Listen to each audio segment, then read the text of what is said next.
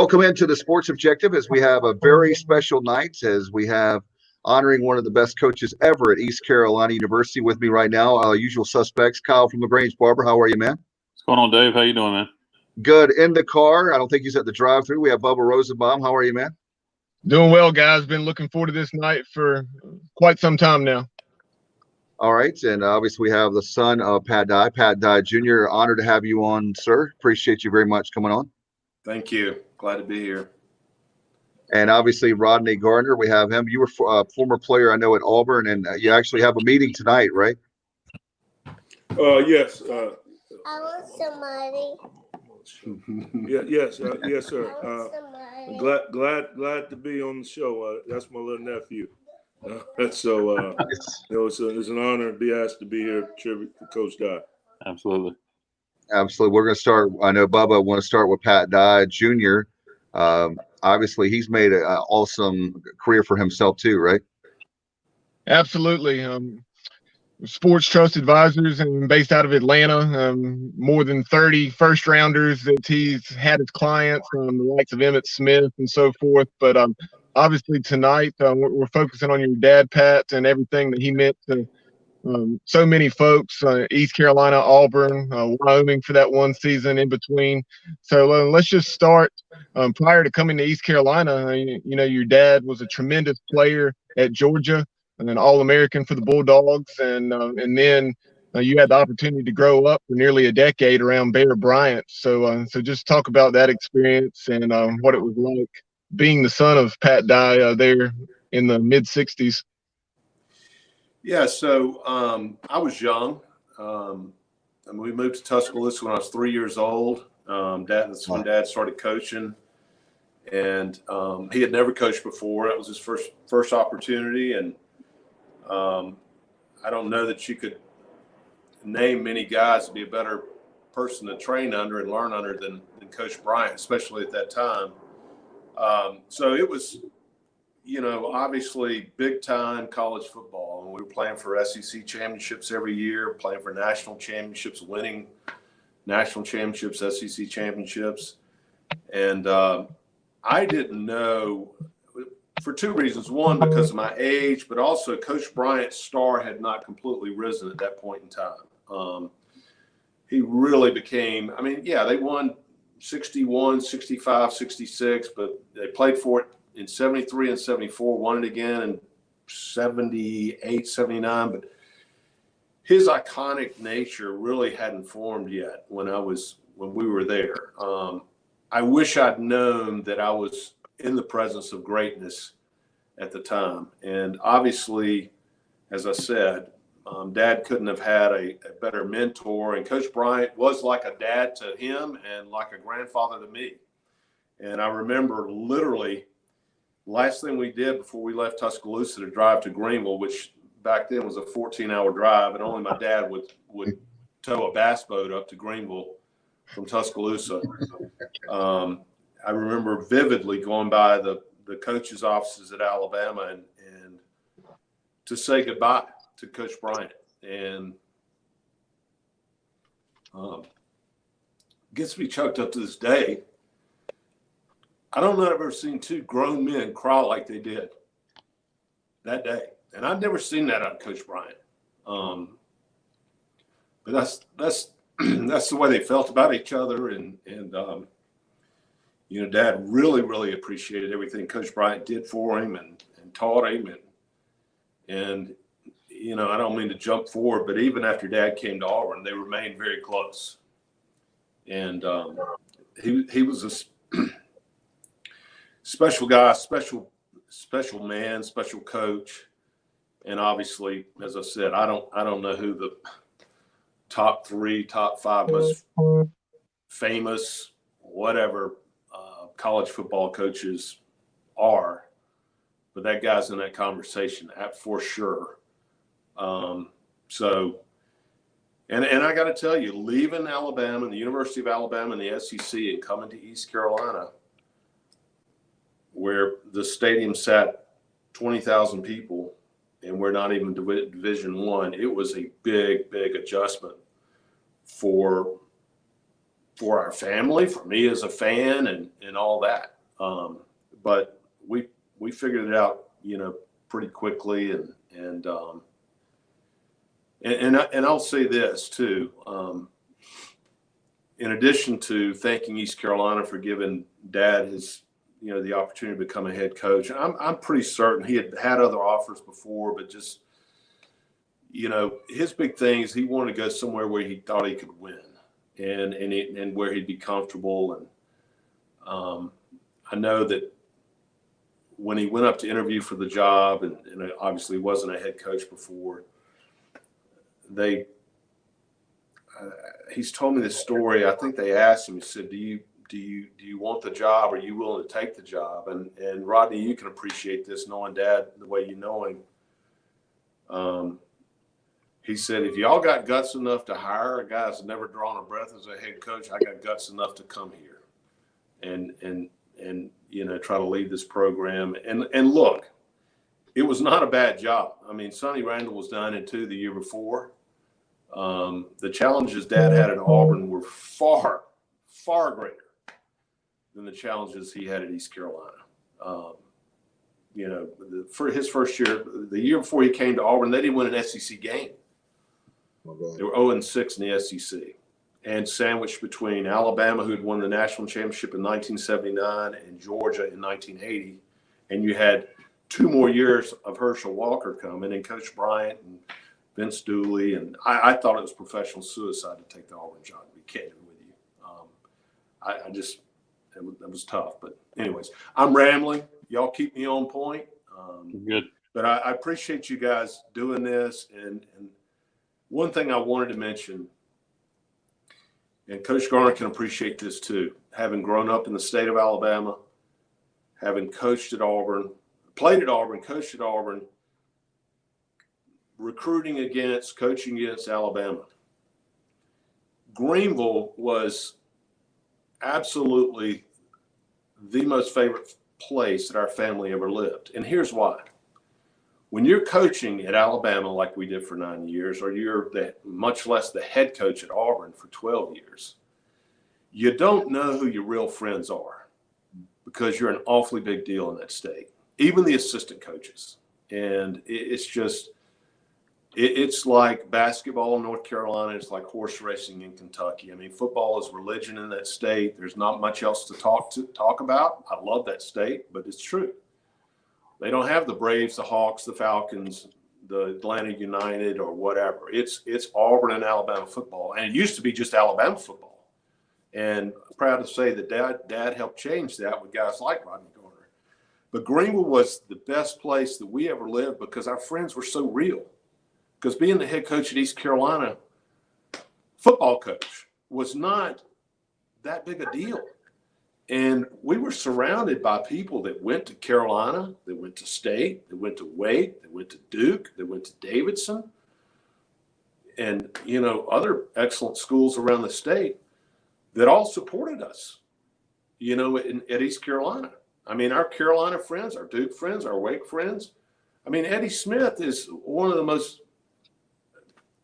the largest benefactors in the history of the University of North Carolina. I mean, there's no telling how much money that guy's given to Carolina. And he was one of Dad's best friends. And we came to Greenville in February for Dad to speak. And we set up about an hour-long visit with Eddie Smith and Joe Taft and Bill Taft and Dick Douglas and Bob Dayton, who were Dad's best friends, in Greenville. And those that are still, alive. And it was great for him to see them and visit with them, in Greenville, and to speak to a bunch of great Greenville people. But that place will always be special, to us. And it's a little bit like Auburn in the sense that, I mean, Greenville's in a rural area. You're waking up competing with University of North Carolina and NC State and whoever comes into the state. We took leftovers at East Carolina. Dad would go to basketball games and watch a point guard play and see the athleticism and talk to him after the game and ask him 2 things. Can you run? And are you scared? And he'd say, yes, sir, I can run. And no, sir, I'm not scared. And he said, well, I'm going to make a cornerback out of you. Rodney's very familiar with this guy.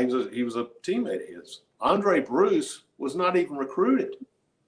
Dad offered him a scholarship after watching him play in the state high school basketball tournament. The guy ended up being the first pick in the draft. Wow. So anyways, look, I know Rodney's got a team meeting. Y'all get what you want out of him. He played for Dad. I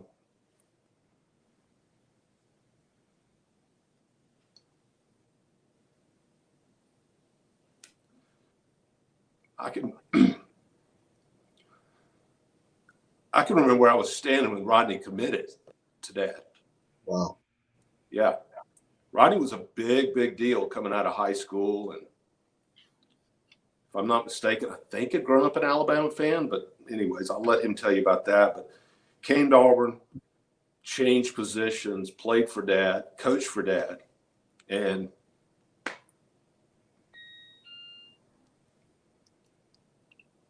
very close.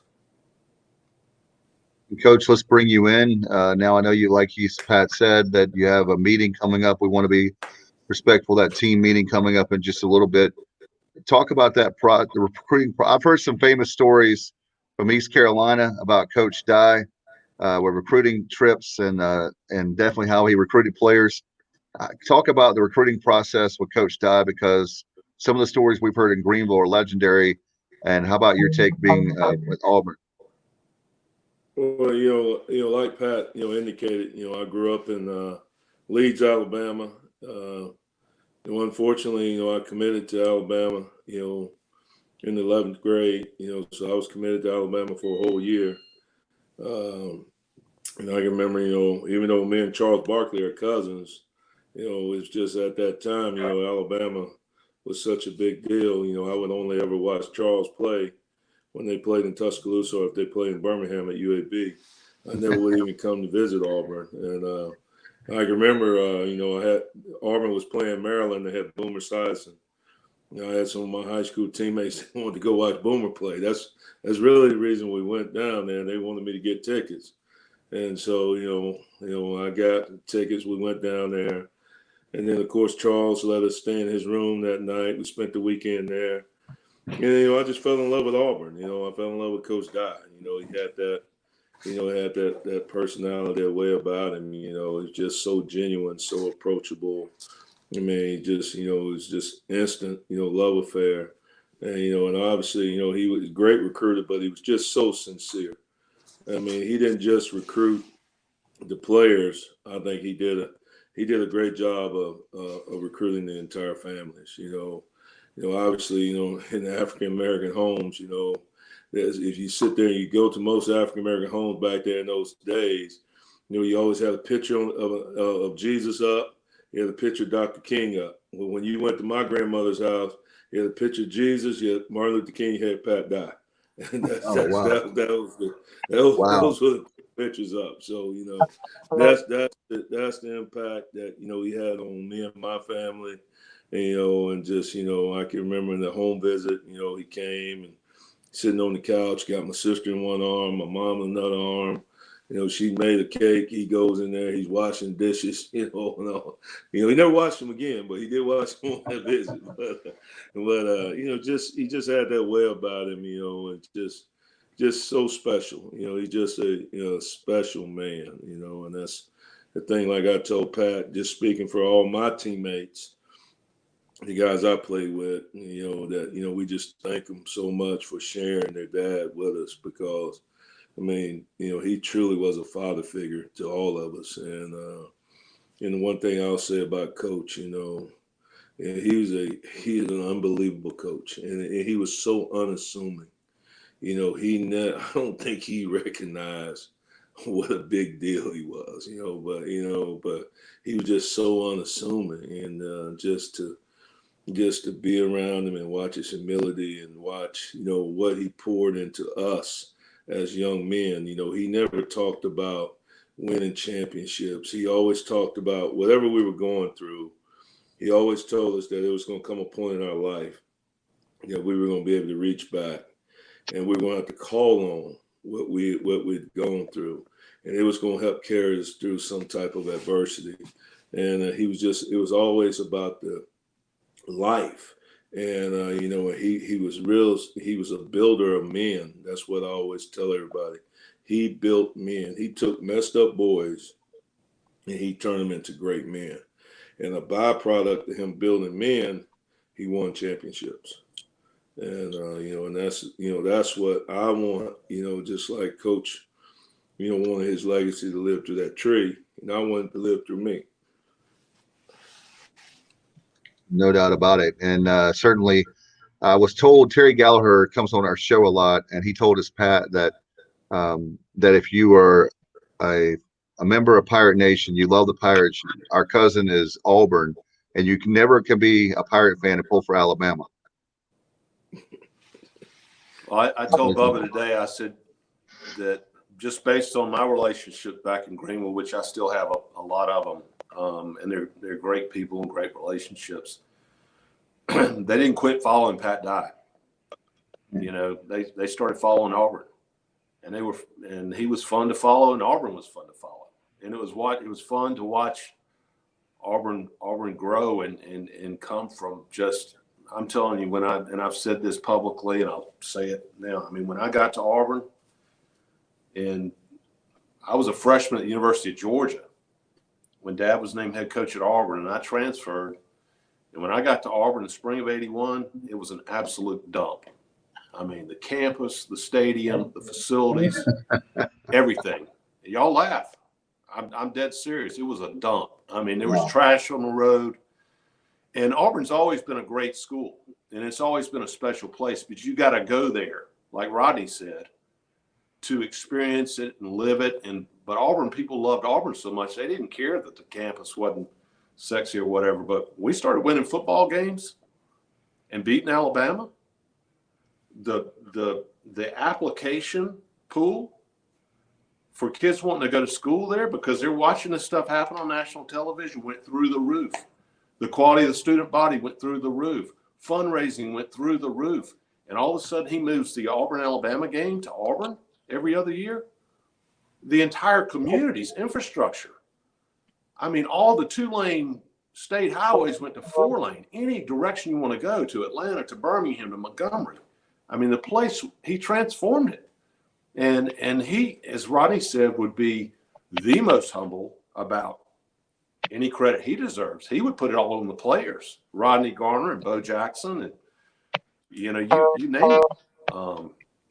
But all you need to do is look at the record that Auburn had against Alabama, and it's been, I don't know, God, what's it been, 39 years since Dad came to Auburn? If you looked at the 39 years prior to him coming to Auburn and looked at the last 39 years since he came to Auburn, Auburn's got a winning record against Alabama.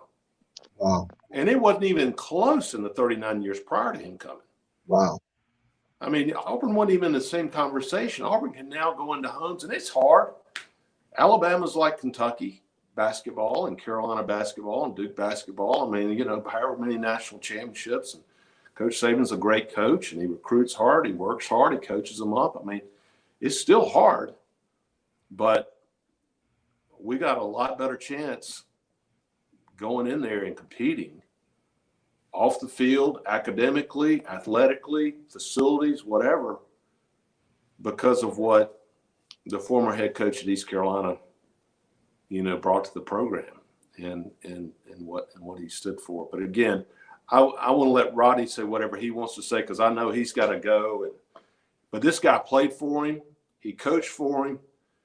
And Dad would go by, I don't know how many years it's been in a row, every Sunday and watch tape with Rodney on Saturday's game. I'm talking about 2019, 2018, 2017.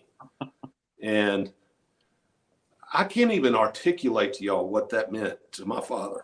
I mean, to be around it, to stay plugged in, to be around those kids, to be around Rodney, be around the game, be around Auburn, meant so much to him.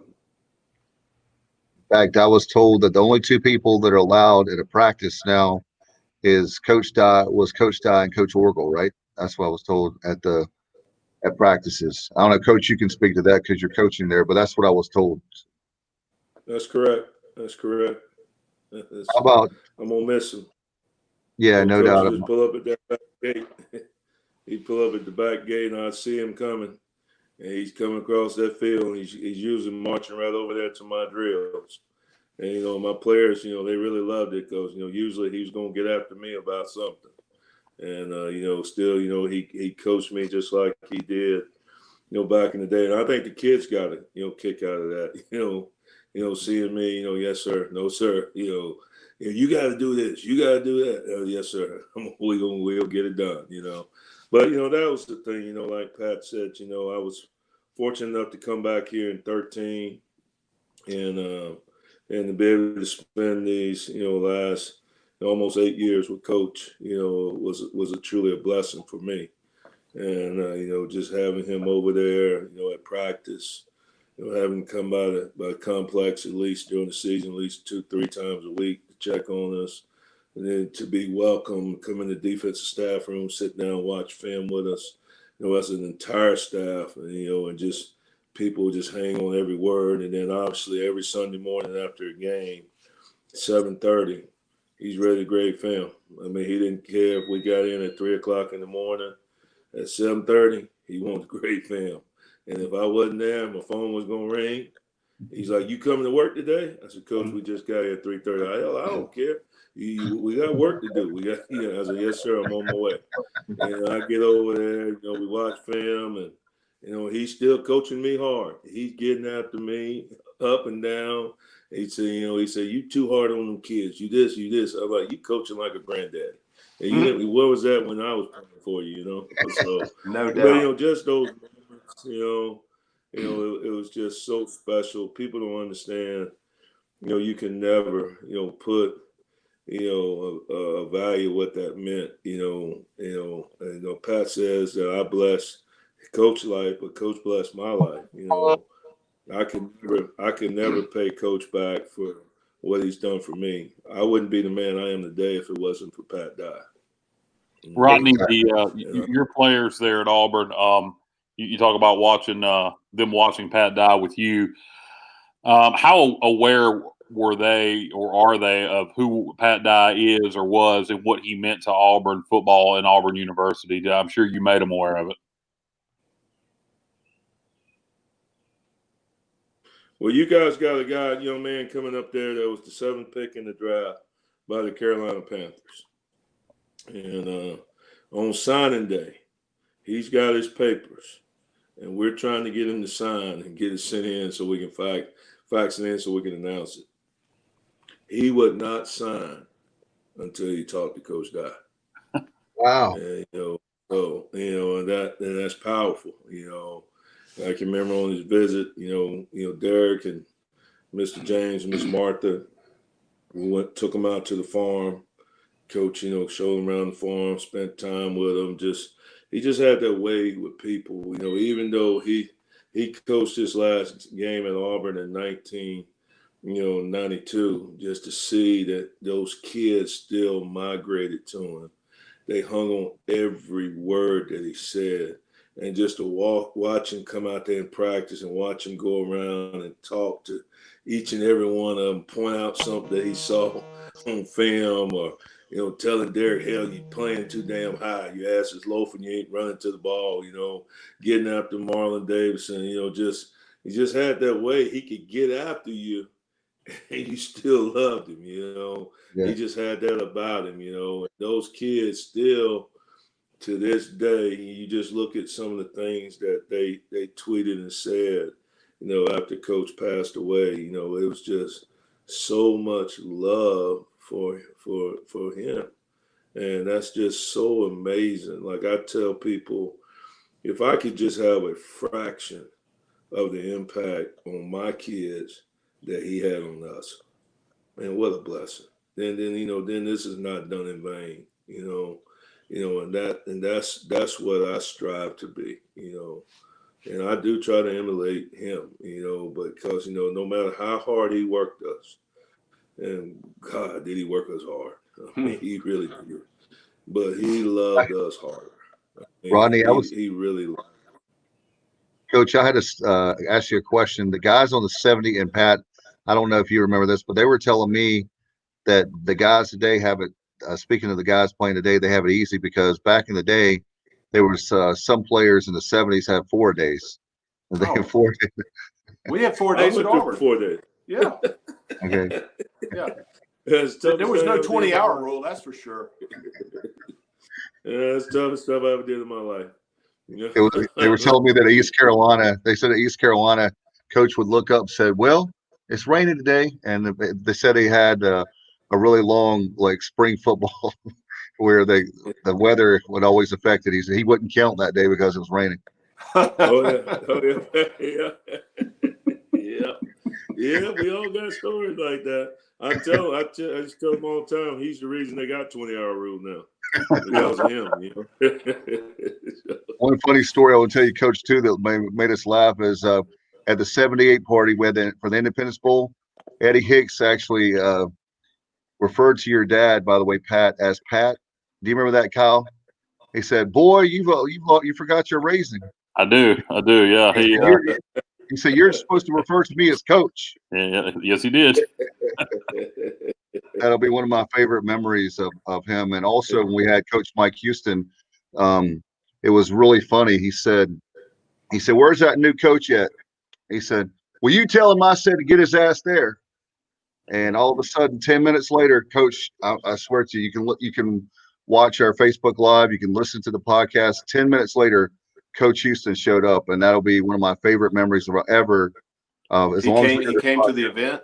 He did. Coach, he showed up when your dad called him out. We were broadcasting live. I don't know if Coach Houston was listening or if someone got word to him, but Coach Dye said he needs to have his ass there.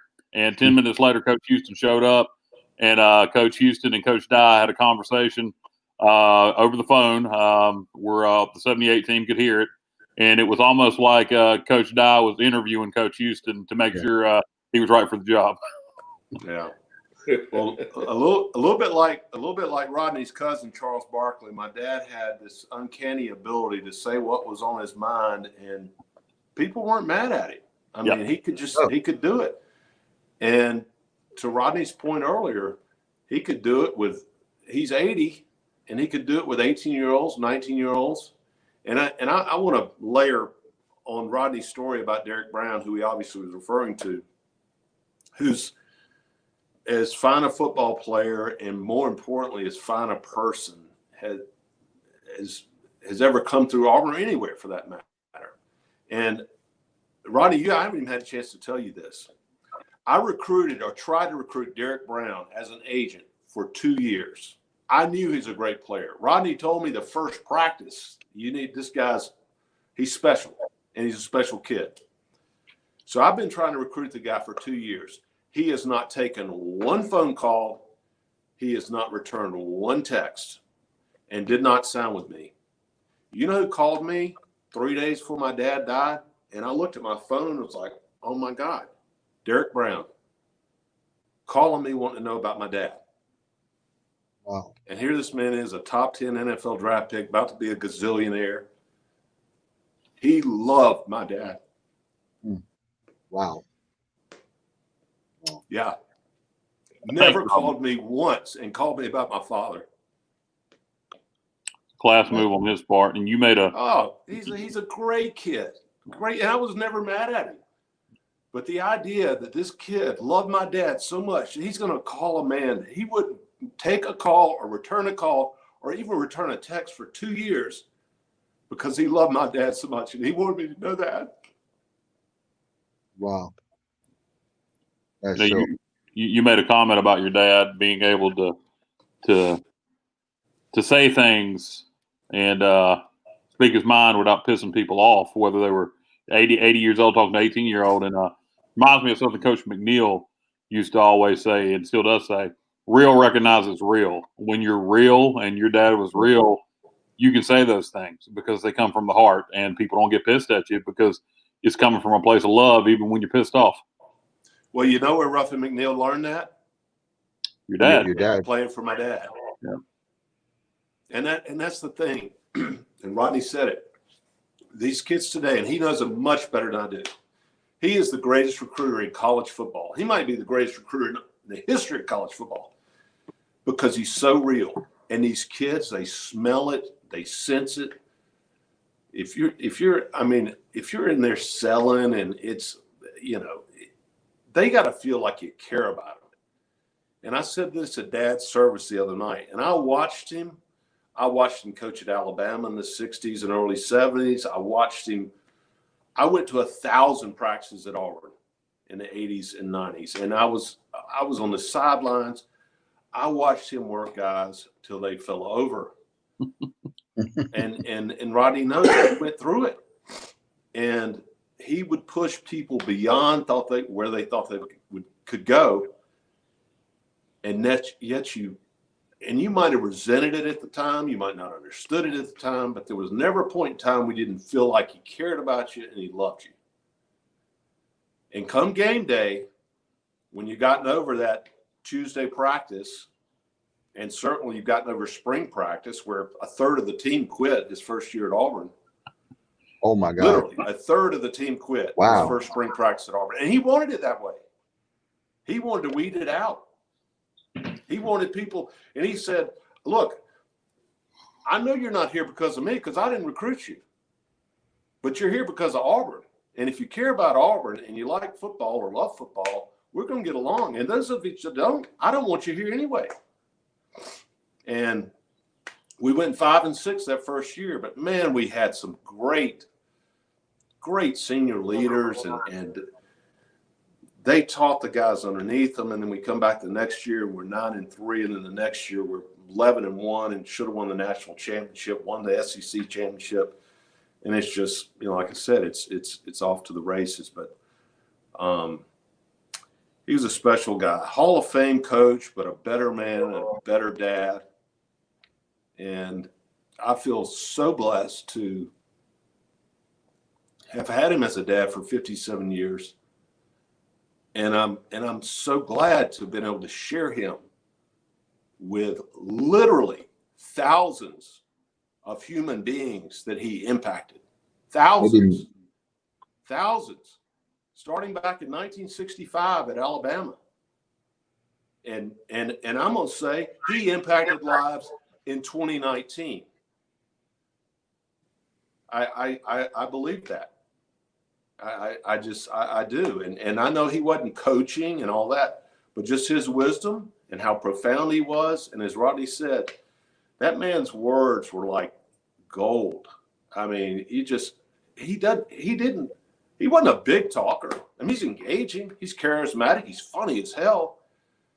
But the man's wisdom is just, and he can take some of the most complex stuff and say the simplest things about it. And then when you reflect on it, it's like, that's brilliant. But the idea that this 80-year-old man can relate to Derek Brown, and for that kid to care about him, to call me like that, and I mean, it just, he was special. I mean, special. And I will tell you, I learned so much by watching him coach and watching him address the team about the importance of hard work and selflessness and discipline and teamwork and playing with one heartbeat and it didn't make any difference. Black, white, rich, poor. Bo Jackson's the greatest athlete of our time, our lifetime, maybe ever. Randy Campbell, y'all might not even know who that is. He was our quarterback for our first SEC championship. That guy might not even been the best athlete on his team, high school team. Wow. Okay? But to get those two guys to love ball, to love each other, and to love Auburn and want to run through walls for him and for Auburn and their families, that was a special gift. Special gift. And it wasn't, and I never took offense to this. My dad was not some brilliant X's and O's strategist.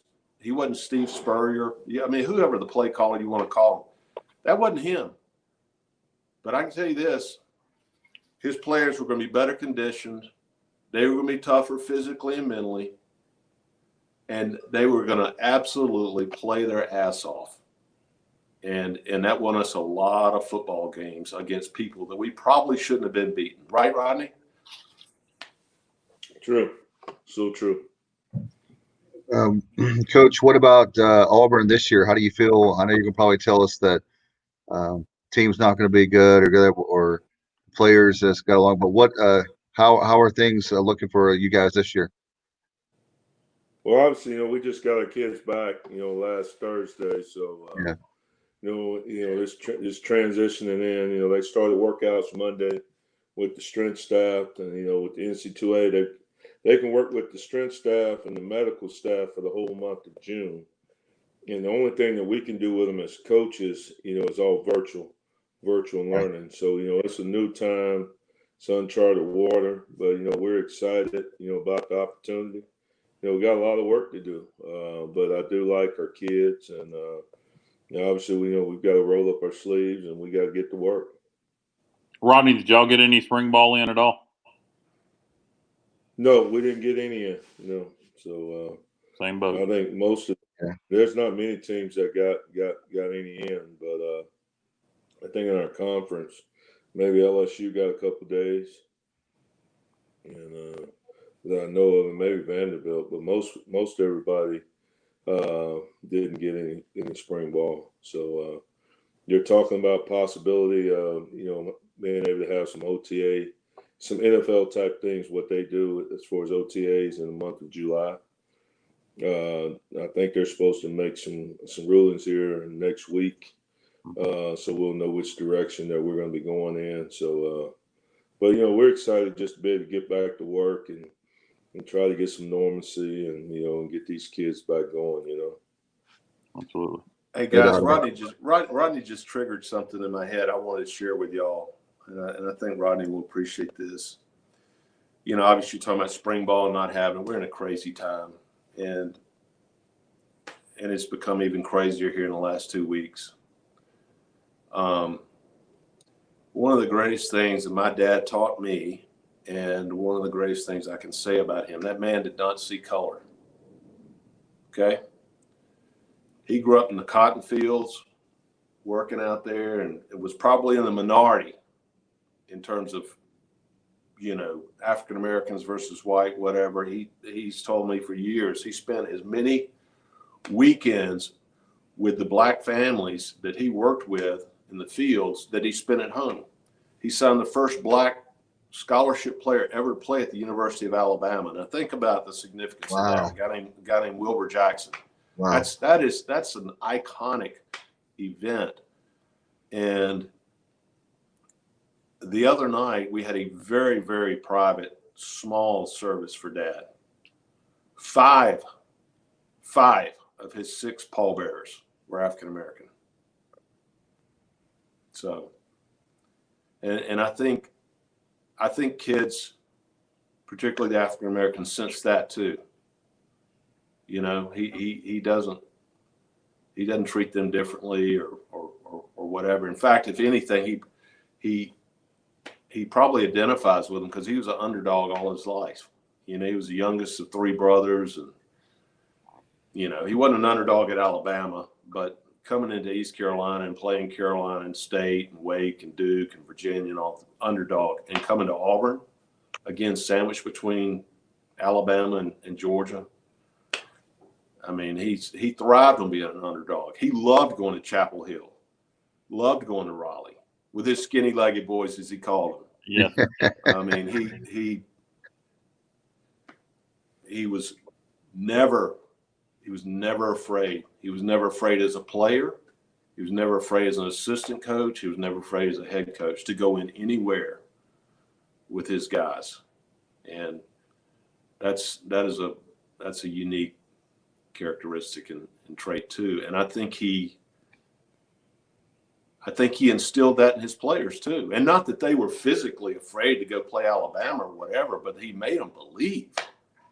If we play together and we're all running to the ball, and I remember him saying one night, either before a game or I believe it was a pregame speech, saying, I don't care who makes the tackle, just as long as he's got a blue jersey on.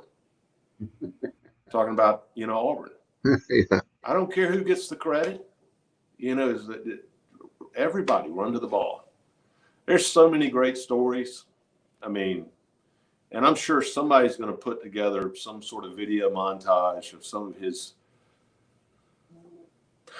speeches. I don't think any of them pregame or on tape, but I can remember vividly 1975, we're getting ready to go out and play Carolina. First time East Carolina played Carolina in, I don't know, decades.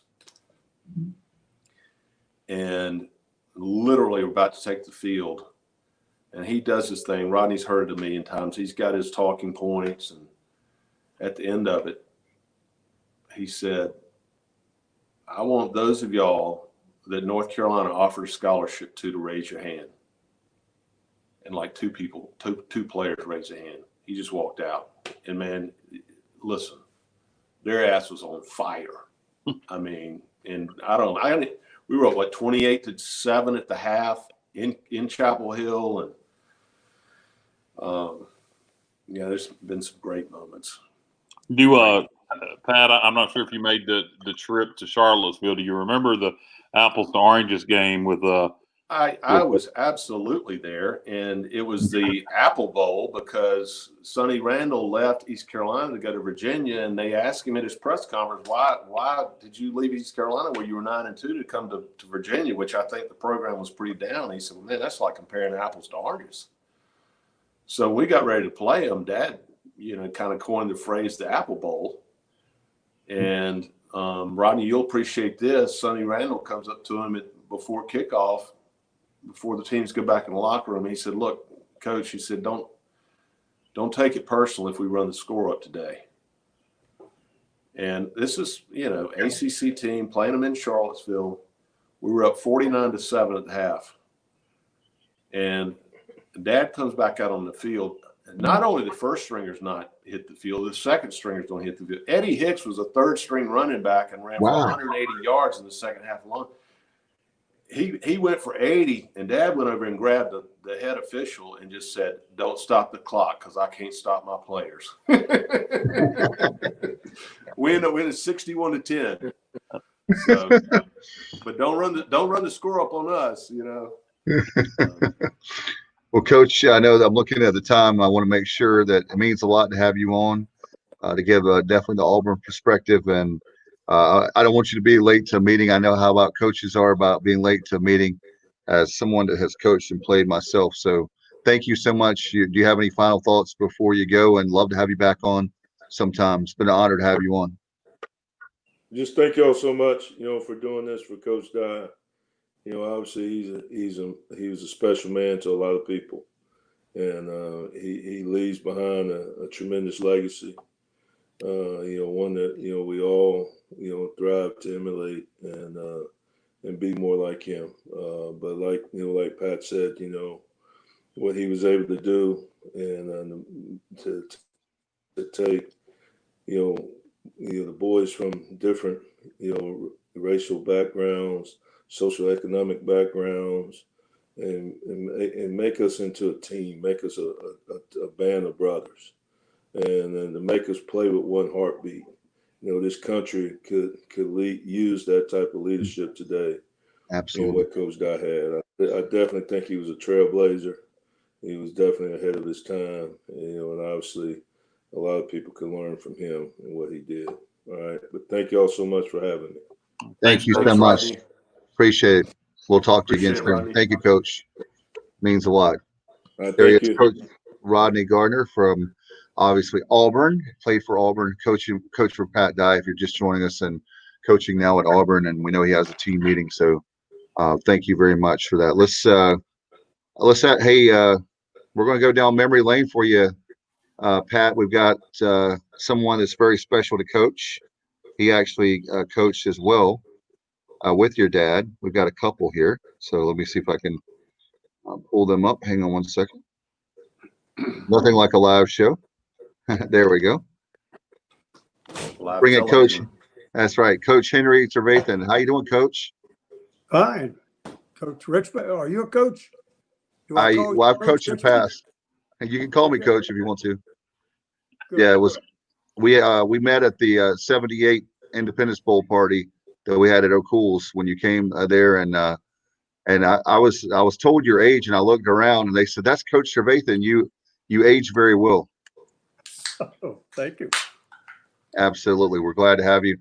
Do you have any stories, Pat, you can tell about Coach Trevathan? He's a legend in North Carolina and beyond. I mean, everybody loves him. You know, the first thing I was going to say, he doesn't look like he's aged a bit. No, And it's been, Coach, I think it's been, God, I mean, I left Greenville in September of 1980. 40 years. You look great. Look he great. does. Hanging like an old rusted nail, Pat. Yeah, we had good times. But Coach, I let Coach talk about my dad. I mean, he was a grown man. I was, at that time. I mean, I moved to Greenville when I was 12 and graduated from high school there at Rose, and then off I went. So, Coach, talk about your relationship with Coach Pat Dye and how you ended up coaching at East Carolina with him. First, I'd like to thank Pat Dye Jr. Listen to him talk about his father and what he had meant during his career to so many people and to Auburn. And everything that Pat Dye Jr. was saying could be translated right over to East Carolina University in Greenville, North Carolina. He did the same thing at East Carolina that he did at Auburn. After 9 years as an assistant to come to East Carolina as a head coach, it was, you never know that he was a new head coach. He was ready. He stepped in and he did for East Carolina what he did for Auburn, maybe more as a first-time coach. He followed two great coaches. Clarence Stasovich is still quite a name in North Carolina and the South for his career as a coach. And then Sonny Randall, probably the biggest name in all of Virginia except for the great Bill Dudley, came to East Carolina, won 2 conference championships. And Mike McGee was a great player, professional player, great name in North Carolina. He came to East Carolina. Well, my goodness, Pat Dye came and followed these legends and probably outdid them. It's tough duty to outdo Clarence Stasovich. It's tough duty to outdo Sonny Randall. But Pat Dye came and added to those legends, became a legend himself for his 6 years here. And to hear you talk about what he did at Auburn, he did likewise at East Carolina. So we're all appreciative, we're all mesmerized by his greatness and thankful for what he has done and for his presence and for our association with him. One of the things, Coach, I want to ask you and Pat as well is I know that the transition from FCS to obviously to FBS, what it would be today, Division I. Can you talk about that experience? Those of us that I went to East Carolina from in the early 90s, I graduated in 95. We knew about the being independent, and we're going after the best like in the 80s, like we had that after Coach left. But talk about that transition from basically what would be equivalent today to FCS to FBS. Run that by me again, Dave. You want to know the difference between what? The transition when we went Division I, what would be 1AA to 1A now? When the transition, the year when we went to the Independence Bowl, what the transition was like. East Carolina had began in 1932, and it made a progression all the way to the 70s when Coach McGee got there, and then and then Pat Dye. It reached the top. We were playing the top division team. We were playing Florida. We were playing Duke, Carolina's names that you mentioned. So East Carolina reached the top of the football world. We were not the top, but we were playing the top, and we had reached the top. And this is where East Carolina belonged, and Pat Dye proved that to the world. And I would think that all of East Carolina's progress from 1932 culminated with Pat Dye. We reached the top. Hey, and guys, one of the things I was going to chime in with, I know Pat Jr., earlier you said as far as the stadium seating 20,000 when Coach arrived in 1974, or of course prior to that 74 season, and then it remained that way up until 78 when it was expanded to 35,000, and it would of course stay that way up through 1997. But I know I had the opportunity back in 2005 to do an internship with media relations, and I was able to look through some old media guides and so forth. And one of the things that I saw was Coach's vision for the stadium, and it had both ends closed in. Of course, we have the boneyard now, but if both ends would have closed in, it was projected to seat about 55,000. So and that was something. It just gave me chills because it had your dad's picture, and then it had the artist's rendering of what it would look like closed in. And Wow. He certainly progressed it to becoming a reality. Well, he did the same thing at Auburn. He got there in '81, and the stadium sat maybe 65,000. And in I want to say it was 86 or 87, they expanded it to 88,000. And because of what he built and what continues to go on there, I mean, it could be 100,000. But Auburn's funny; they're not worried about having 100,000 seat stadium. I mean, their basketball arena, and Bruce Pearl's done a hell of a job with their basketball program. They intentionally built a 10,000 seat arena because of the intimacy and the electric atmosphere that it would create. And I mean, there's Auburn game day and the electricity in that stadium when they're playing a Georgia, an Auburn, an Alabama or an LSU it's one that I can say without question one of the top 10 home field advantages in all of college football. I mean, it is a tough place to play. And probably underrated in how tough it is to play. Now, look, to me, the best place I've ever been for a football game, and it's got to be at night, is Baton Rouge. I mean, it's crazy because of the tailgating all day and big opponent in that game. In fact, we played them in '88, and it was 6-0, and LSU hadn't made a first down in the second half. They get the ball with 2 minutes left. Tommy Hodson's the quarterback, and they convert 2 4th downs during the drive and score. And the crowd noise was so loud that it shook the ground to the point where the seismograph in the geology department registered an earthquake, and they call it the earthquake game.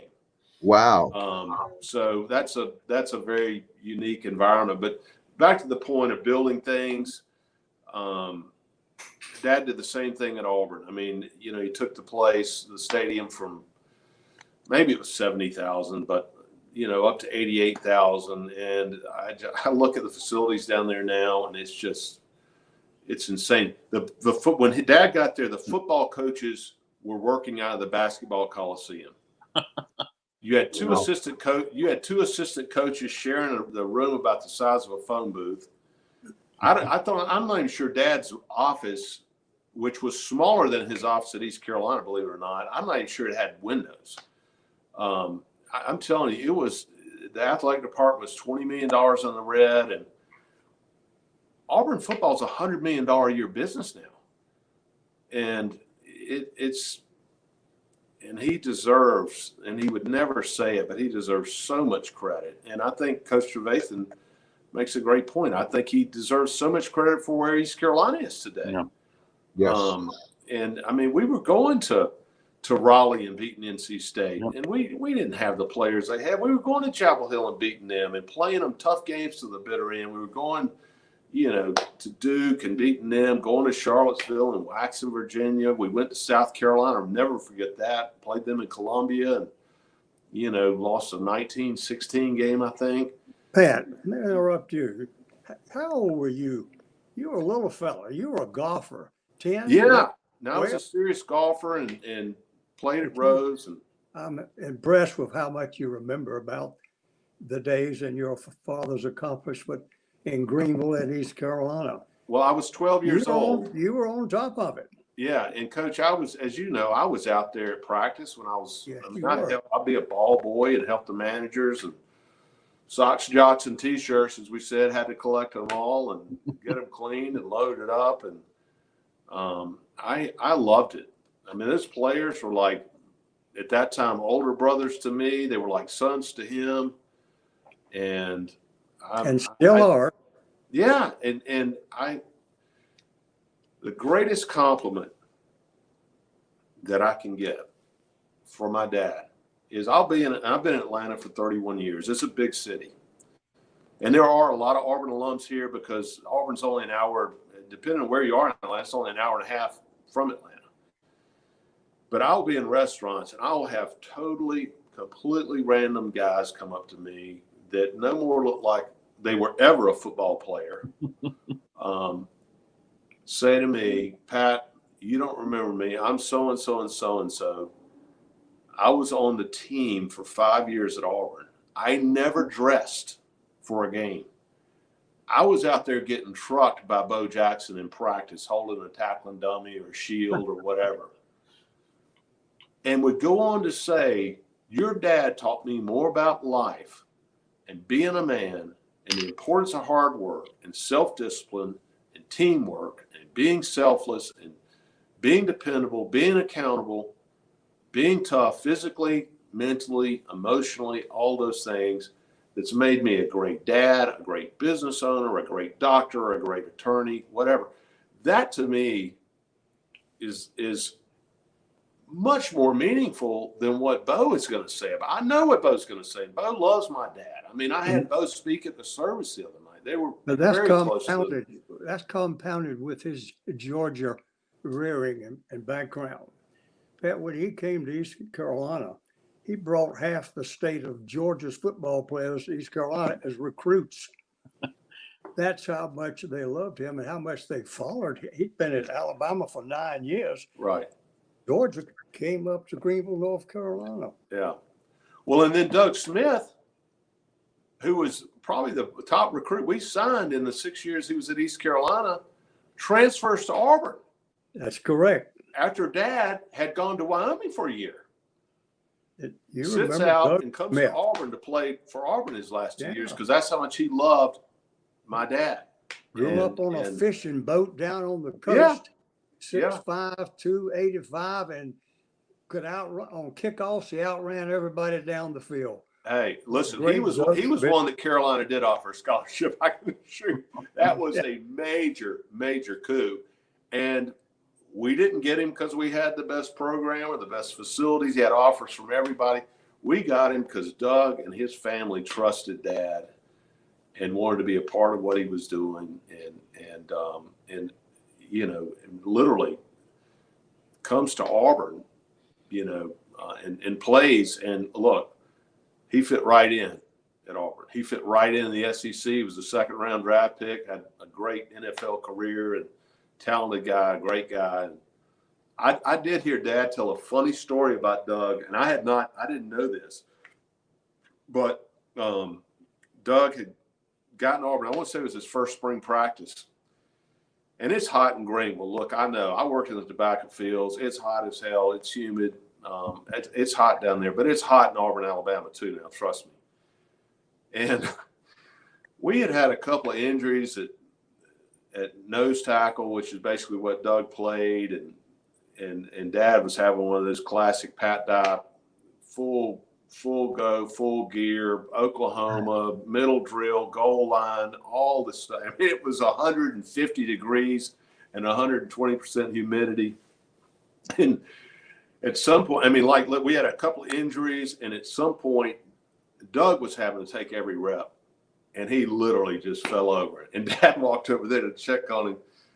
And Doug had a little bit of a stutter, and I don't mean any disrespect with this, but he said Coach, he goes, you at Auburn now, you got this great program and all these great players and recruits. Why can't you recruit more than one nose guard so I can get some rest? Not be falling out in this Alabama heat. I mean, literally, the poor guy was having to take every rep through all those drills because, as I said, we'd had some injuries. He said, all these players you brought in here, you got but one nose guard in here. And I can't tell stories like Dad can. That's one of his great talents, too. He was a great recruiter. He was great storyteller. Great observer of talent. And a historian of football. Can tell you about how all the coaches from the Northeast and Yale and John Heisman and all those guys influenced Southeastern football. I went with him on his first recruiting trip to East Carolina and Greenville, and we went to Edenton, North Carolina. We went to Windsor, and we went to Vaden Whitley up near Raleigh.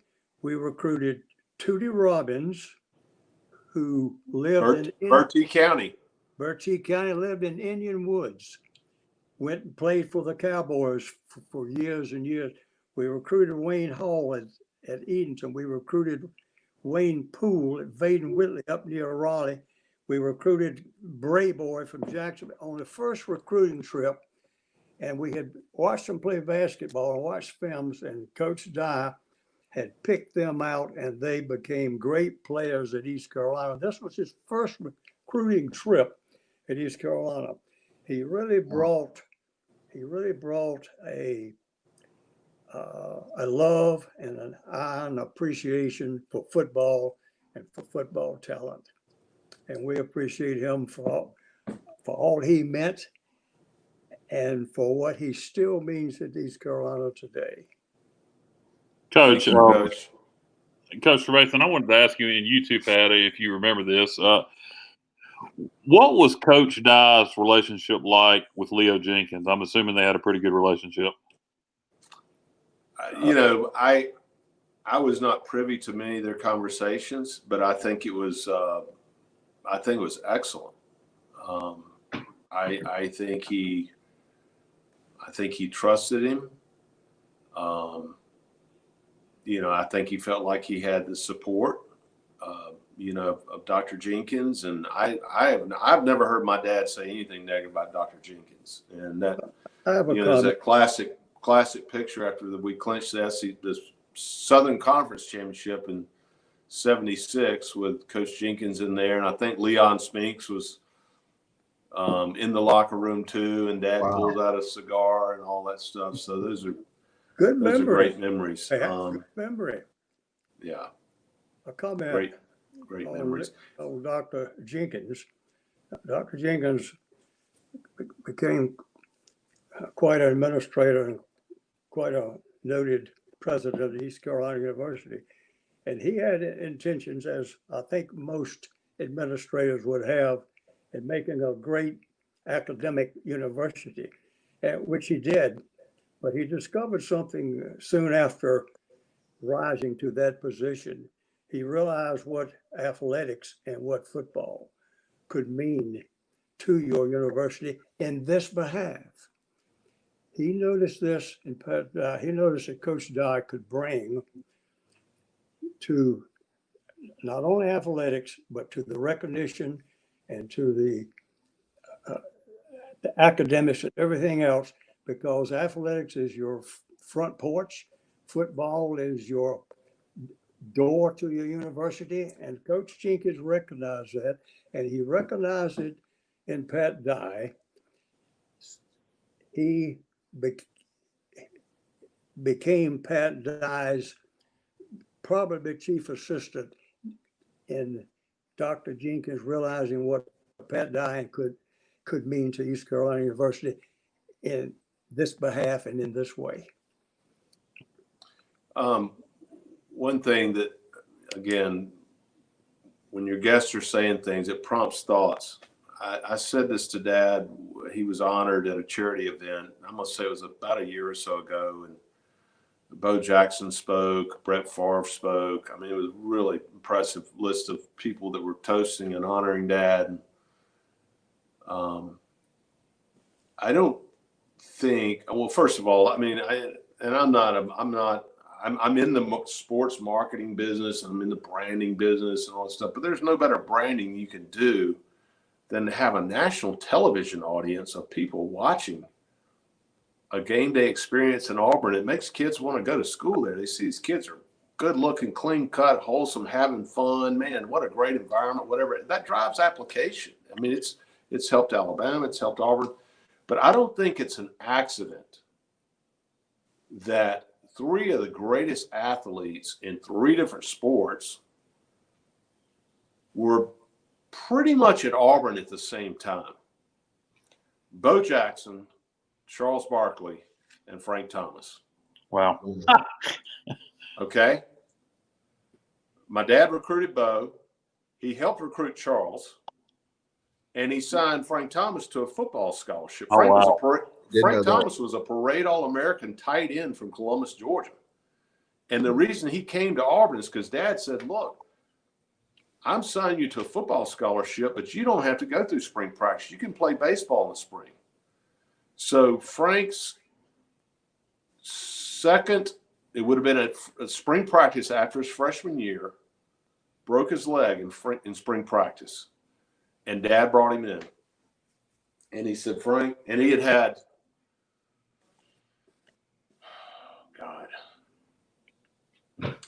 a great first year of baseball there. And Dad knew he was a great baseball player. But long story short, and Hal Baird, ironically, was the head baseball coach from East Carolina who Dad hired when he was AD, and a great man and a great coach.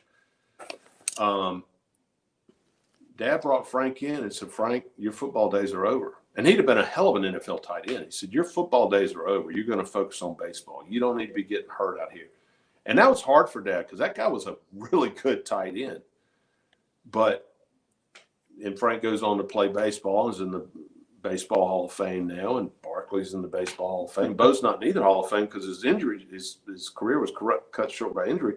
But I don't think anybody doubts if Bo Jackson had a full football career, he'd been in the Hall of Fame. If he'd had a full baseball career, he'd been in the Hall of Fame.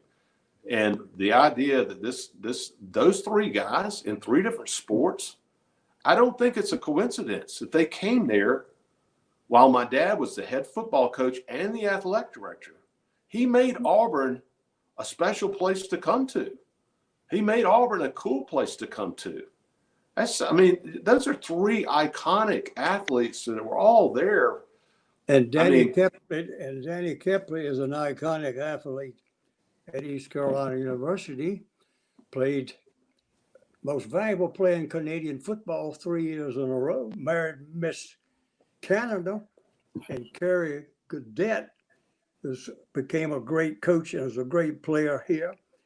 And Terry Gallaher, who I coached, a little wide receiver, came up from Georgia because of Pat Dye. And I'm trying to get Pat Dye, and I'm trying to get Terry Gallaher in East Carolina's Hall of Fame. He was a wide receiver. Now, how can you be a famous wide receiver in the wishbone? Pat Dye made the comment. He was the best blocking wide receiver in America. The weak step wide guard, right? Yeah, Barry refers to himself as a wide guard. Hey guys, going back to me saying earlier that Dad was not a brilliant tactician, and I've said this to him at public events. I'm like, only my dad could put Bo Jackson in the wishbone for 3 of his 4 years at Auburn. And when he put him in the I formation and started getting it to him 25 or 30 times a game, he won the Heisman. But we had another pretty good running back there named Lionel James, who was a second-round pick in the NFL and went on and set an NFL record for all-purpose yards. He was a hell of a player too. But Dad just believed in the wishbone. He felt like it gave lesser talented teams a chance, because you're eliminating a defensive player by the option. The defensive ends, you got to commit to the quarterback or go to the running back, and he just believed it. And it worked for a long, long time. But and he brought some great coaches with him. Yeah. He brought Lanny Norris was a great, played defensive back at Alabama. Lanny came with him. He brought Wayne Hall. He brought Wayne Hall, a great linebacker. He brought Fuller. Frank Orgel. Brought Frank Orgel. Good gracious, a great Frank Orgel.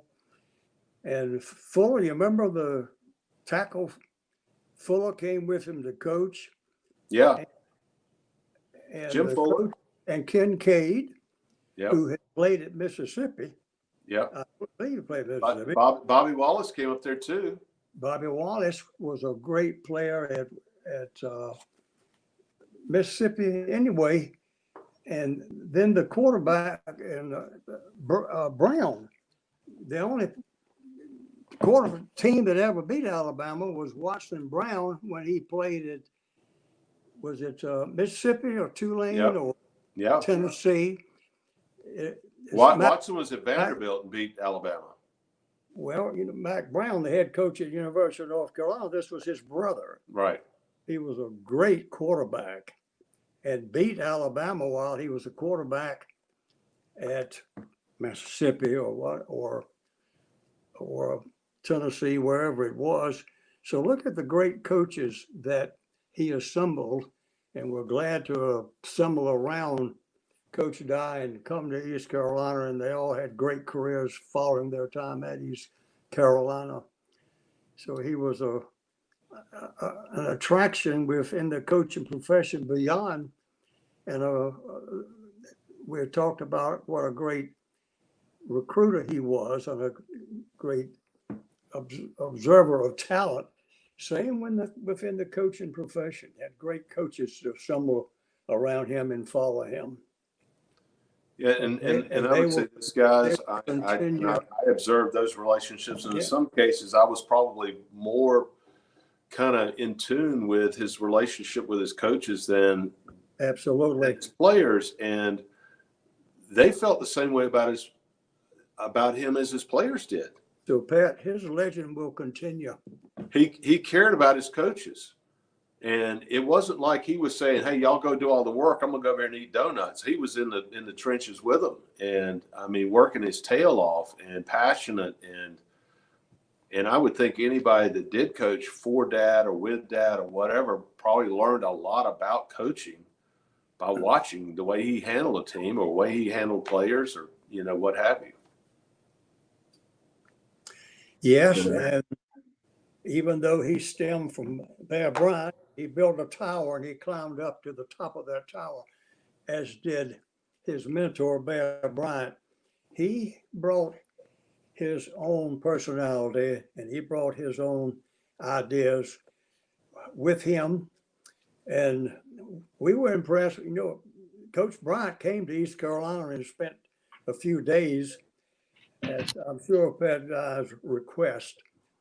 But we were still impressed with how well Coach Bryant thought of your daddy. Well, how do you get Bear Bryant to come to East Carolina's high school coaching clinic in spring practice? I mean, seriously, how do you do that? Wow. And I've got a letter on a wall adjacent to where I'm sitting right now that Coach Bryant hand wrote to my mom, thanking her for some real people food. She cooked up collard greens and all this stuff, and Coach Bryant handwritten note that I've got framed on a wall in this room adjacent to that. But that speaks volumes about how Coach Bryant felt about Dad to come to Greenville and East Carolina. I mean, this guy's, it's a time of, he was in a league by himself as a coach. I mean, this letter's dated 1979. They won the national championship this was spring of 79. He won the national championship in fall of 79. That's how important he was. That was against Penn State in the Sugar Bowl. Oh, yeah. So there you go. Yeah. But as I said earlier, I mean, Dad couldn't have had a better guy to mentor him, and he took a lot of what Coach Bryant did and taught and all that stuff. But Dad, as Coach Trevathan said, Dad had his own personality. He was, I'm not going to say probably, he was definitely closer to his players than Coach Bryant was. And I think if I had to say, and I love Coach Bryant, and I mean this with no disrespect, and I think all of Coach Bryant's players loved him too, and they respected him. But I think Dad was one of those guys that had his foot in your ass for 3 hours at practice, and he had his arm around you coming off the practice field, and just making sure you knew that he still loved you. And I'm just trying to make you a better player and a better man. And as Rodney said earlier, building men was as important or more important to him than winning championships. And winning championships, as Rodney said, was a byproduct of building men and leading men. And this guy, I mean, people ask me all the time, what do you think about this guy as a head coaching candidate or whatever? And it all comes back to me is this guy a leader of men? You've got to be a leader of men. I don't care if it's in a college locker room, an NFL locker room. You've got to be a leader of men. You can be the most brilliant offensive or defensive mind or schemes, whatever. If you're not a leader of men, I don't think guys are going to maximize their potential. And I think that was Dad's philosophy is we're going to be better conditioned. We're going to be tougher. We're going to be physically tougher, mentally tougher. We're going to get after you. And he just felt like effort and teamwork and selflessness and people carrying out their responsibilities on a play, even if it didn't mean them getting a sack, if they did what they're supposed to do, it was 1 + 1 = 3. The team, it might be for the individual good, but it was for the greater good, of the team. And I think that's how he was able to take teams into Chapel Hill and into Raleigh and into Durham and then, into Athens, Georgia, and Gainesville, Florida, and Baton Rouge, and Tuscaloosa, and Knoxville, Tennessee, and win games. They shouldn't be winning. This is exemplified more than at Alabama. This was exemplified in his playing days. An All-American at Georgia, captain of the team with Fred Tarkenton. Yep. A great assistant coach for 9 years. A great head coach, a great father. I think this is exemplified throughout most of his career. I wish I'd have known him growing up like many people did. I'm sure he was a great kid growing up, a great high school player, but he certainly exemplified all of this once he became a man. And we're all better off for this because of him. No doubt. Very blessed to have him as a father. You have a brother, don't? Yeah. Where's But Coach, he's in Augusta. But Coach, you hit the nail on the head. I mean, this guy didn't all of a sudden come on the scene. He was a team leader in high school. He was a high school player of the year. He was won state championship his senior in high school. He was team captain, I think, at least 2 of his years. Team captain at Georgia. Served in the Army for 2 years. But that's where he was when Coach Bryant hired him. We were in Fort Benning. And what else, Pat? He was quite a man. His 2 brothers were big people, were they not? Oh, 6'3", 2. And they beat his ass on the regular. I mean, and made him tough. It's like I said, he never had a problem being the underdog. He was always the underdog. Yeah, and he relished that role. 200, but he was a man amongst men. Coach Inman. Hey, Coach, how are you? I think we got some technical. Yeah, we'll try to bring him back in. I don't know what's going on there. We'll bring him back in. Can't hear you. Yeah. Unfortunately, we can't hear him. We'll try to get him certainly back on throughout. We got another person. Hello to Bubba.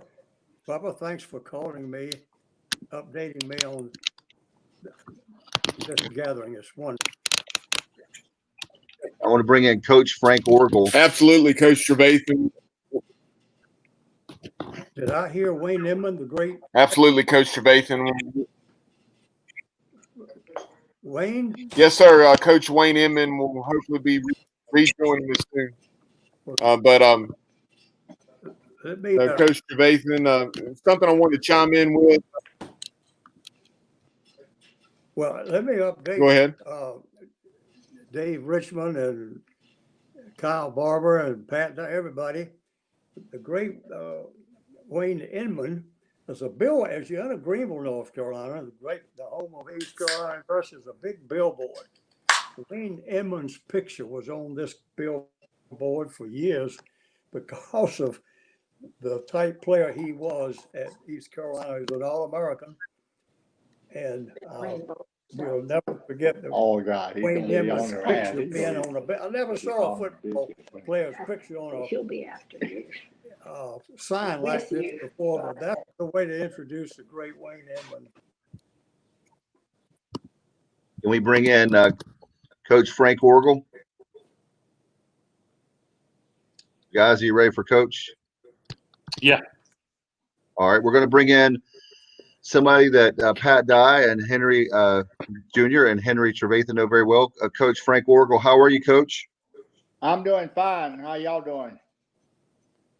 A huge honor to have you back on. We had you on for, I know, the 1978 Independence Bowl. We had you on that party, and great to have you back on a special night as we honor Coach Dye, and I know he's very special to you. Thank you. Thank you for having me. He is special. This will be a little. Now, Coach Orgel. Sorry, go ahead, Coach. It'll be a little hard for me to get through some of this, but there's a lot of stories behind us, but we go back a long way. I know he's very absolutely, Coach. We know it's we know it's very difficult for you. We appreciate your time and appreciate you coming on. Pat and I roomed together our last year, and as seniors at Georgia, after the football season, you could move out of the dorm, and we moved out into a house. Four of us moved into a house together, and we did everything together. And we're close going in and closer friends coming out. He was in ROTC, and he went into the military right out of college, and I went into the military after I'd gotten cut from the first pro team. I went into military college and played college ball. Service football against Pat. We played against each other. I don't know if I'm coming through or not. Can y'all hear me? We can hear you. Oh, okay. But yes, sir. Loud and clear. We got you. When I started coaching in high school, I was head coach at Warner Robins High School, and Pat recruited our area, and he signed 3 of my kids one year, a center, a guard, and a tight end. I had a running back that I really wanted him to take, and he liked the running back, but Coach Bryant, he said the first black kid they signed at Alabama was going to be from Alabama, but he liked my kid, but he went to Pittsburgh. But Pat actually got me asked Mickey Andrews to take me on the staff. He had an opening up at North Alabama, and I went up to North Alabama and worked with Mickey. I went up there in August and worked through the season, the 1 year for him. And at Christmas, we were having a coach's Christmas party, and I was the only one left in the office, and the phone rang, and I started not to pick it up. I said, it's probably somebody wanting to know something I know nothing about. Finally, I picked up the phone, and it was Pat. Asked me what I was doing. And I said, well, I've been calling recruits, but I'm fixing to leave and go to a Christmas party. He said, I said, where are you? He said, we just landed in Chattanooga to gas up. I've been to East Carolina and interviewed for the head job. And I said, dang, that'll be great. I hope you get it. He said, well, they offered it to me. I just got to tell them if I'm going to take it. And I said, that'll be great. He said, you going too, aren't you? And I said, yeah, I'll go. Let me, well, just pencil me in as going, and let me tell Sarah tonight that we're going to East Carolina. He called me back and he said, just take what clothes you need. And why don't you just recruit your way up to North Carolina? Oh, no, he said, recruit your way to Greenville. That's where it's at. And if you think they can play, tell them we want them on scholarship, and we'll come back, and I'll come back and visit them later. And I went down and spent Christmas Eve and Christmas Day with my parents. Then we left out recruiting and went to Warner Robins and got Terry Gallaher and running back and defensive end. Went to Macon and got one. And we were going to Greenville. We ended up going to we went to Greenville, South Carolina, and I asked them where East Carolina was, and they didn't know where it was. And the guy had to get a map out and show me where it was. And I was in the wrong Greenville. We finally made it up to East Carolina and stayed in the Holiday Inn until Pat got there. He said, go over there and at the office and just kind of set things up till I get there. And I had counted all the uniforms and how many shoulder pads and headgear. It was kind of like a glorified high school job, I believe. But it was a great place to live, and we had a great time there.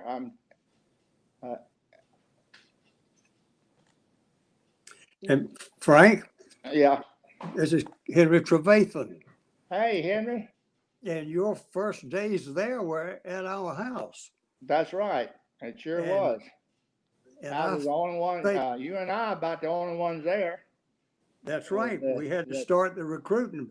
And you know, Frank, I thought as much of you as I have Pat Dye, but now that I hear that you brought Terry Gallaher to East, I don't know whether I think as much of you anymore. Well, I didn't know he turned that place around, didn't he? Yeah, he he led the country in yards per catch.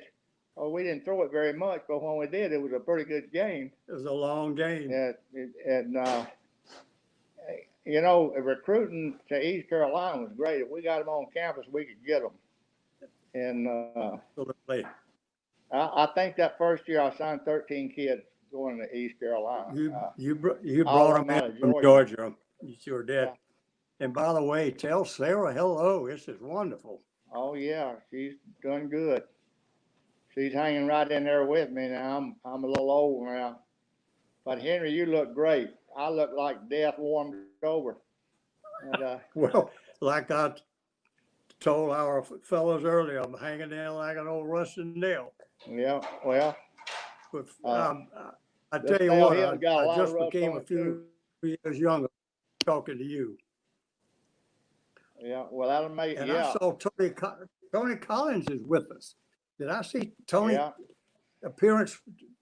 Tony's still in Greenville, I think. He's still a legend around there. Hey, Tony. How you doing, Coach T? Good to see you, buddy. How's everything in Greenville? You still looking good, Coach. Oh, hanging. Tony was a hell of a player. We're already missing Coach Dye, aren't we?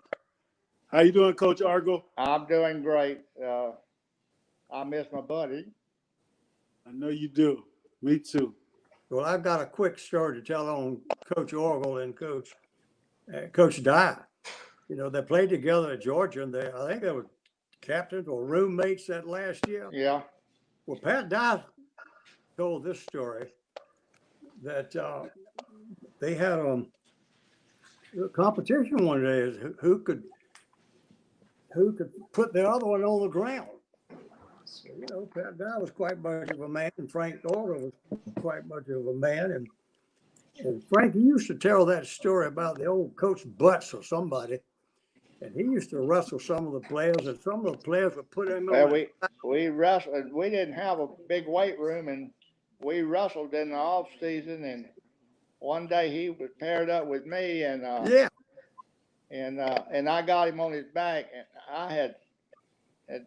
I had a coach wrestling in high school, although I didn't know nothing about it. I read it out of a book, but they made me have a wrestling team, so I had it for a year or so. But I kind of got the best of him, and he never forgot that. He kept bringing it up all the time. But as you said, Coach, you had him on his back. When he got up, he brushed himself off. Now who else wants some more of me? Yeah. Well, and then I might have been a little more cockier than that. You and Pat had a time. You put Pat on his back one time because Pat told the story. Yeah, so, he did.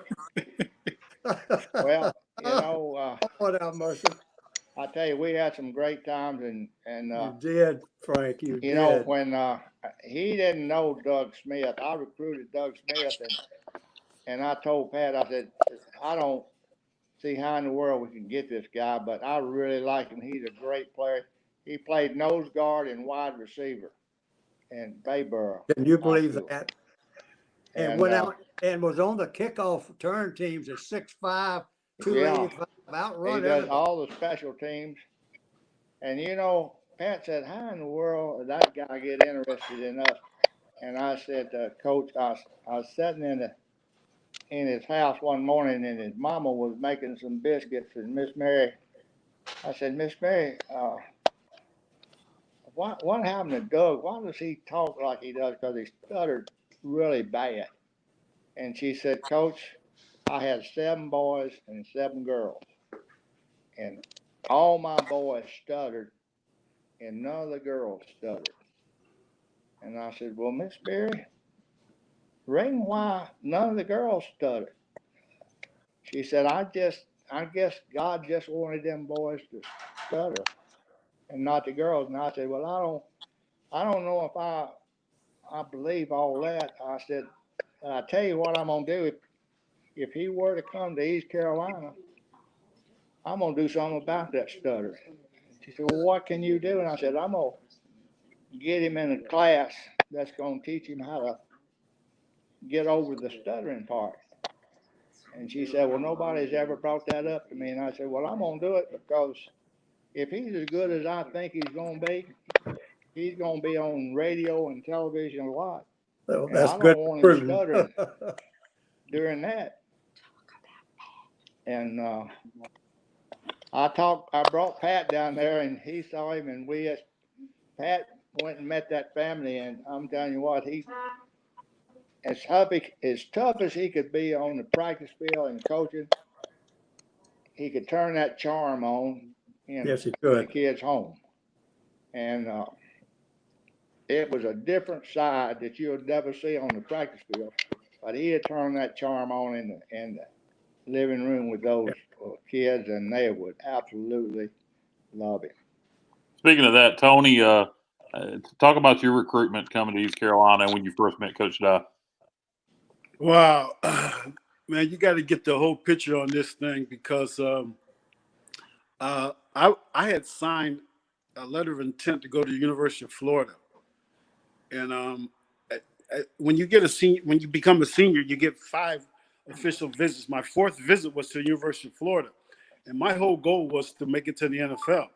And so I go down to the University of Florida and meet the coaches, meet all the players, and man, it's beautiful, man. Everything is just plush. Their colors is orange and blue. My high school colors are orange and blue. And so now you got to get this also. I've never been on an airplane before, so I flew down to Florida for the very first time flying on an airplane. So I flew down there. Everything was great. I get back home. I get a call from Pat Dye. And he asked me, he said, we see you got one more recruiting visit, and we want you to come to East Carolina University. So my first question to him, because in the back of my mind, I'm going to the University of Florida. My first question to him was, Coach, are you flying me down or are you driving me down? He says, we're going to fly you down. And I said, I'm coming. And the only reason I was coming for that visit was to get on the airplane for the second time of my life. I had no intentions to come into East Carolina, none at all. I'm going to University of Florida, big time, right? So I get down here, and Coach takes me to Parker's. Him and Ruffin McNeill was there. Ruffin McNeill was my escort, and so we were at Parker's, and this is what he said to me. He said, "Son, if you come here, you'll get an opportunity to play, and you'll get an opportunity to play in the NFL." Now, a lot of coaches, can tell you that and kind of be sincere, but it was just something how he said it to me, and I felt that he wasn't lying to me. I call back home. I tell my mom and my dad, my brothers and sisters, I'm from a family of 16. I tell them all, I said, I don't want to go to University of Florida anymore. I want to go to East Carolina University. And my father goes, get your butt back on the plane, come back home, we'll talk it over, because you're not going to East Carolina University. So I get home, and I forget what's the offensive line coach we had at that time? The offensive line coach comes up and watches me play basketball for a basketball game. They still recruited me. I'm kind of like, I want to go to East Carolina University, and I changed my mind, and it was all because of Pat Dye, the words that he spoke to me, and the way that he spoke to me, and it was fantastic, man. I got down here. I'm from upstate New York. I come down to North Carolina, and my first day of practice, I mean, it was oh man, it was terrible because I didn't know nothing about humidity, and so, but at the same time, I got to show Pat Dye that I belong on this field, and so man, I don't know if you guys ever hold back your throw up. It was 2 or 3 times on that football field that I knew I was going to throw up, but I couldn't throw up because I didn't want nobody to think I was a punk. I didn't want nobody to think I couldn't take it. And the only reason I did that was to show Pat Dye, man, I'm here, I'm dedicated, and he actually changed my recruiting process, and I signed to East Carolina University.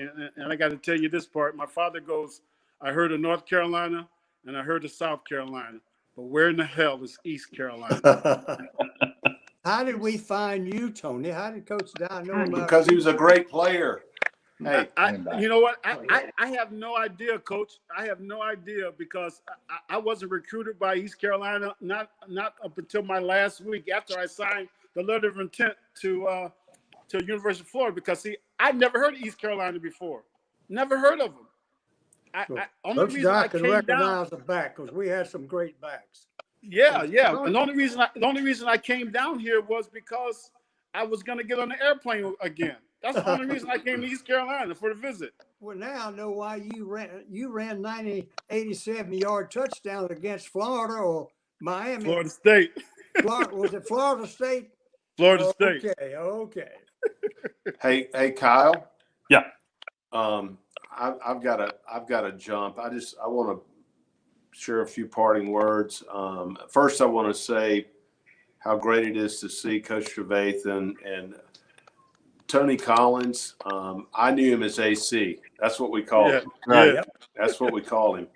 And when I tell you the first time I saw this guy, I was like, this guy's different.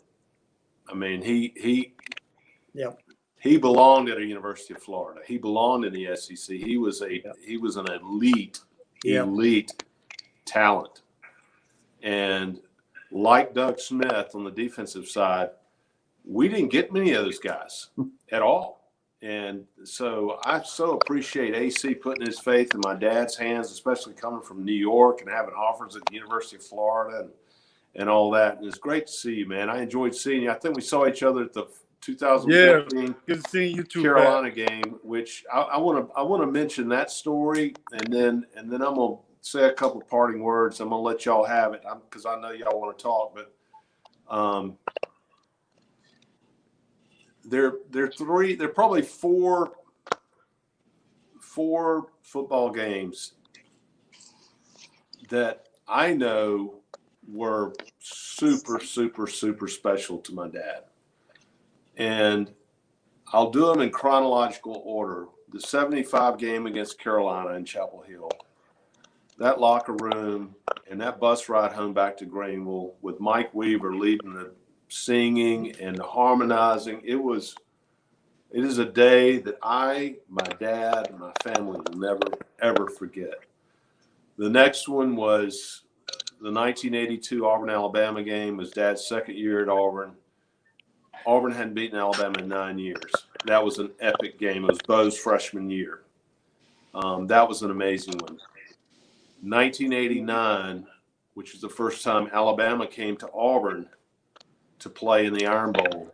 We won that game. They were undefeated, number 2 in the country.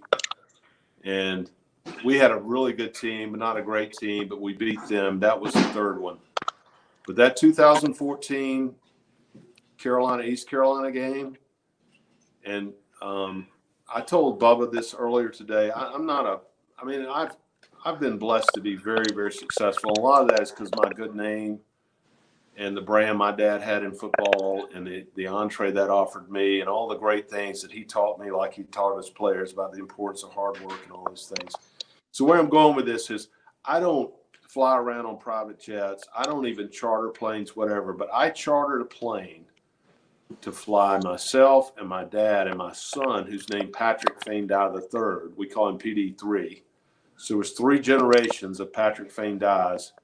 And we flew from Atlanta up to Greenville on Friday, the day before the Carolina game in 14. Went to the field house, saw Ruffin. Dad spoke to the team. Game day, I had it all set up for us to go down on the field prior to the game and just, let Dad be down there and enjoy that. But we were going to go up and sit. I don't know if it was in the chancellor's box or the athletic director's box or whatever, but we're going to get off the field. So we go down for pregame, and I can tell Dad's enjoying it. And he said, he goes, look, I don't want to be a distraction down here. I don't want to get in the way. This is a huge game.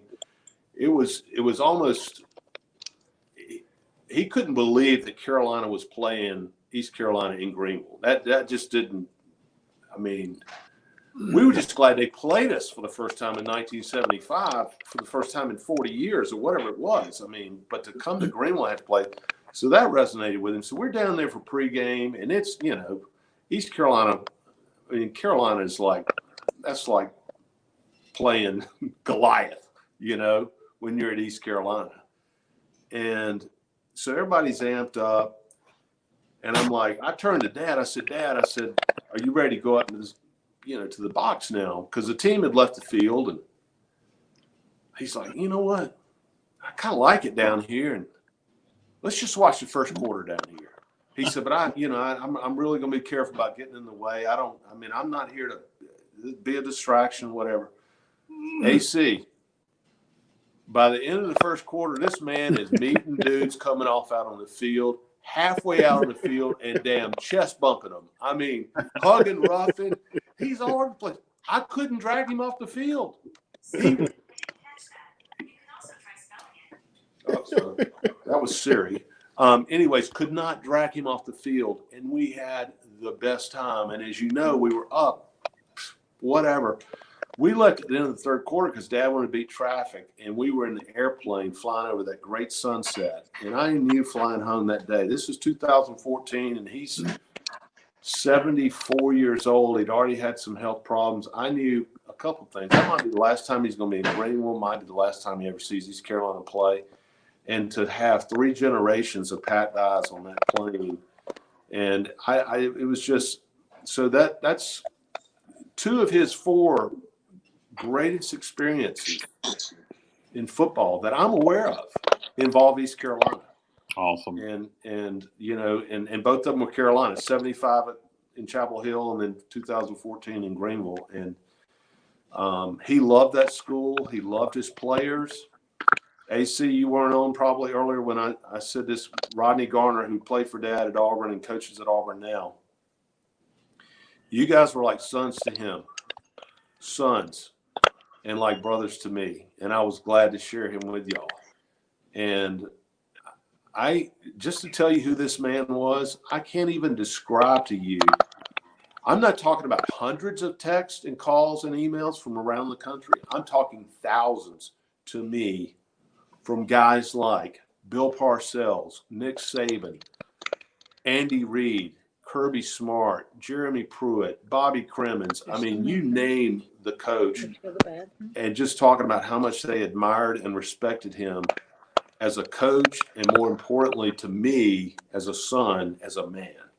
So I really appreciate you guys honoring him with this show. It's great to see y'all. Y'all have fun continuing your conversation. I'd love to come back and talk more another time if y'all got room. But it's Coach Trevathan, it's great to see you. And AC, man, really appreciate your faith in Dad, and I hope you don't regret that decision. Hey, Pat, let me tell you something. When my senior year, when Coach left, I was heartbroken. He brings me into his office and he says, I'm going to take a job at Wyoming. And man, I just bust out crying, and he starts crying. He starts crying. And I said, Coach, I want to go with you. And he says, no, you don't want to go with me. And he said it just like that. He said, no, you stay here and you finish up right here. And he said, because you're still gonna achieve all the things that you want to achieve right here at East Carolina. Yep. And sure enough, you know, that Coach Embry comes in. I didn't even like Coach Embry because he was replacing Pat Dye, but Coach Embry's a great coach. Coach Embry's a great coach. But just to say, he said, you stay here and you'll complete all your goals. And sure enough, I got drafted in the second round my senior year, man. It worked out for you, man. It worked out fantastic. It's a great ending, and I think that speaks a lot to that man, that he would be unselfish enough to say, this is not best for you. And AC, trust me, he did not want to leave East Carolina, and he damn sure didn't want to go to Wyoming. No offense to Wyoming. But I think over time, he just felt like they wanted him to compete with Carolina and compete with State and Wake Forest and Virginia and whoever else we were playing, but they did not want to commit the money to. I mean, they kept promising things they just didn't deliver on. And I'm not even going to name the names that were involved. I mean, people that are historians, they know. But it just got to the point where he did not feel like he could trust his superiors, if you will. And he resigned without a job. He thought he was going to get the NC State job, and they hired Bo. Right. But he didn't want to leave East Carolina, and he didn't want to go to Wyoming. And I can tell you, when Auburn called about coming to Auburn, he was like, man, yes. And Coach Bryant called him. And Coach Bryant's the head coach at Alabama at the time. I'm sitting in his office. It's my freshman year of college, Laramie, Wyoming. It's about 10 degrees outside. And Coach Bryant says, Pat, what are you doing talking to Auburn? He said, I raised you better than that. You know, he said, I raised you to hate Auburn. And you played at Georgia, so how can you be wanting to go to Auburn? And he said, well, Coach, he said, I played against Auburn for 4 years at Georgia. I coached against them for 9 years at Alabama. I always respected their program and the way the kids played and all that stuff. And he said, I want to be back in the SEC. And by the way, have you been in Laramie, Wyoming in December when the sun goes down? and then Coach Bryant says, he says, look, I'm only going to coach a couple of years, which proved to be true. This is 1980. He retired after the 82 game after we beat them for the first time in 10 years. And he said, I'm going to handpick my successor. And if you just stay where you are, you're the guy. And Dad said, Coach, I don't want anything to do with coming in and trying to fill your shoes. and trying to maintain what you've built. He said, I want to go somewhere and build my own thing. And man, when I say we started at ground zero at Auburn, I mean, there was nowhere to go but up. I didn't know if we were going to go up, but there was nowhere to go but up, because you were sandwiched between two giants in the University of Alabama, who won the national championship in '79, Thanks for sharing and that. the with University us. of Georgia, who won in '80. did- But AC, you know this, the man was never scared, right? Never. He would go, I mean, he was a modern day, even though he wasn't out on the field, he was a modern day gladiator. He would go into the arena unafraid, and his players were not afraid either. You remember that saying we had, right? If you're scared, say scared. I ain't scared. I mean, so guys, go ahead. I can't remember. I think it was 78 or 79. It might have been 78. We played Carolina up in Carolina, and instead of them going for the touchdown, they went for the field goal to tie the game. 24-all. Yeah, and he said, "Them scared sons of bitches." Yeah, that's something he would say. Well, guys, thank you so much for doing this for Dad. And as I said, I'd love to come on another time. AC, it's great seeing you. Coach, it's great seeing you. And really appreciate you guys happening. I hope I've added something to the program. And I need to tell you something, Pat.